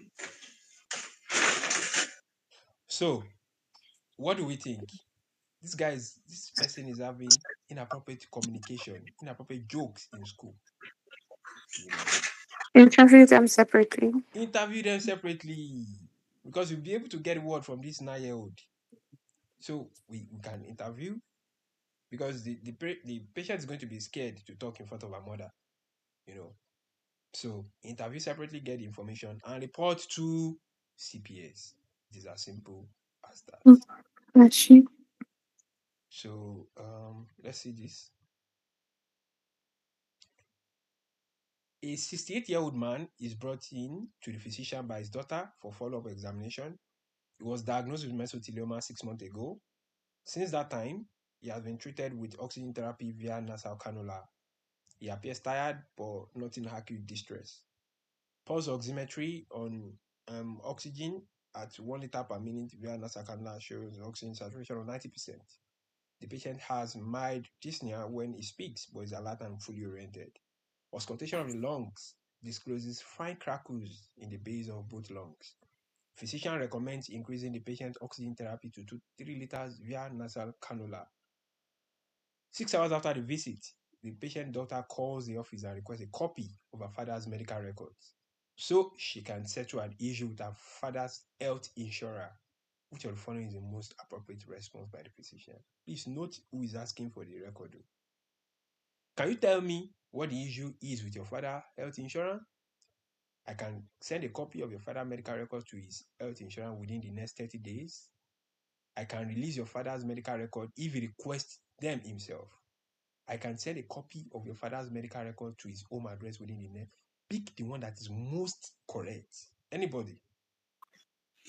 Yeah. C. C. I can release your father's medical record if he requests them himself. That is it. The father is conscious, he's alert. Even though he's sick, he can talk. So that is that. After receiving reports of numerous irregularities in the working of the hospital, the Office of the Department of Health and the Human Services conduct an audit at the hospital to check for compliance with provision of the Health Insurance Portability and Accountability Act. The audit reviews a major violation of HIPAA provisions and disciplinary action is initiated, with the hospital asked to pay a fine and initiate training for all hospital personnel on HIPAA provisions. Which of the following actions by the hospital staff would most likely have been a HIPAA violation? A. Charging a patient for copies of their protected health information. B. Hiring a vendor to destroy protected health information outside the hospital premises. C. Sending protected health information for a personal electronic email address. D. Calling a patient by their full name in the waiting room. E. Providing protected health information required for billing without the patient consent. We have discussed this today. Which one do you C. Sending using C. personal. Yes. We must not use personal electronic email address because it can be hacked. Okay, I don't know if we have any other one here. Okay. Yeah. So I think okay, I think we have one more. Okay, I think we have one more. A 75-year-old woman is brought to the emergency department because of multiple episodes of bright red blood per rectum. She had 4 bloody bowel stools in the past 2 hours and she reports feeling lightheaded. On arrival, the patient is confused and cannot answer questions appropriately. Oxygen saturation of 93%, pulse is 130, blood pressure is 85. Point of care lab shows hemoglobin of 7. 2 white ball cannula are placed. 1 liter of normal saline is rushed. The eldest of the 2 daughters is a healthcare proxy. The doctors note that the patient is a Jehovah's Witness and she rejects blood transfusion on religious grounds. They also note that the patient has completed a written advance directive confirming this belief, but a copy of it is not currently available. Which of the following is the most appropriate next step in caring for this patient? A. Providing all medically appropriate care except transfusion. B. Administering blood transfusion now. C. Initiating comfort measures. D. Ask the family to get advance directive. Transfuse if they are unable to deliver within 1 hour, within the hour. E. Consult the ethics committee. Anybody? A. I'll go with A. Yes. Provide all medically appropriate care except for transfusion because the proxy have spoken. So if the proxy have spoken, that's what we are going to follow. And they said he has also completed, the written directive confirming these beliefs. So give everything without transfusion. Okay. So I think we have come to the end of the patient safety, the quality improvement, and the ethics discussion. So what I'm just going to say is that I'll just try to encourage everyone to supplement what we have here with the AMBOSS. So we can create a free account with the AMBOSS. Just we go through the legal and the professional medicine part of it and go through some of those articles because there's a part of it that talks about the common scenarios, ethical scenarios. It's a lot. I cannot put it on this file because it's really a lot. So we can go through it just in our free time, look at all those scenarios and just learn from them. So, and we can also check the other aspects too, that we did not cover. So, and just, revive. But I made sure that I emphasized the most important part that we actually need for our exam. So if you can go over this thing, revise it, supplement it with the AMBOSS, go through the common ethical questions, like the scenarios that they get, I'm sure we are going to do well in our ethics aspect. No, we should not be scared because there's going to be a lot of ethics, maybe like 5 to 6 questions of ethics per block. I think I should pause this video at this point and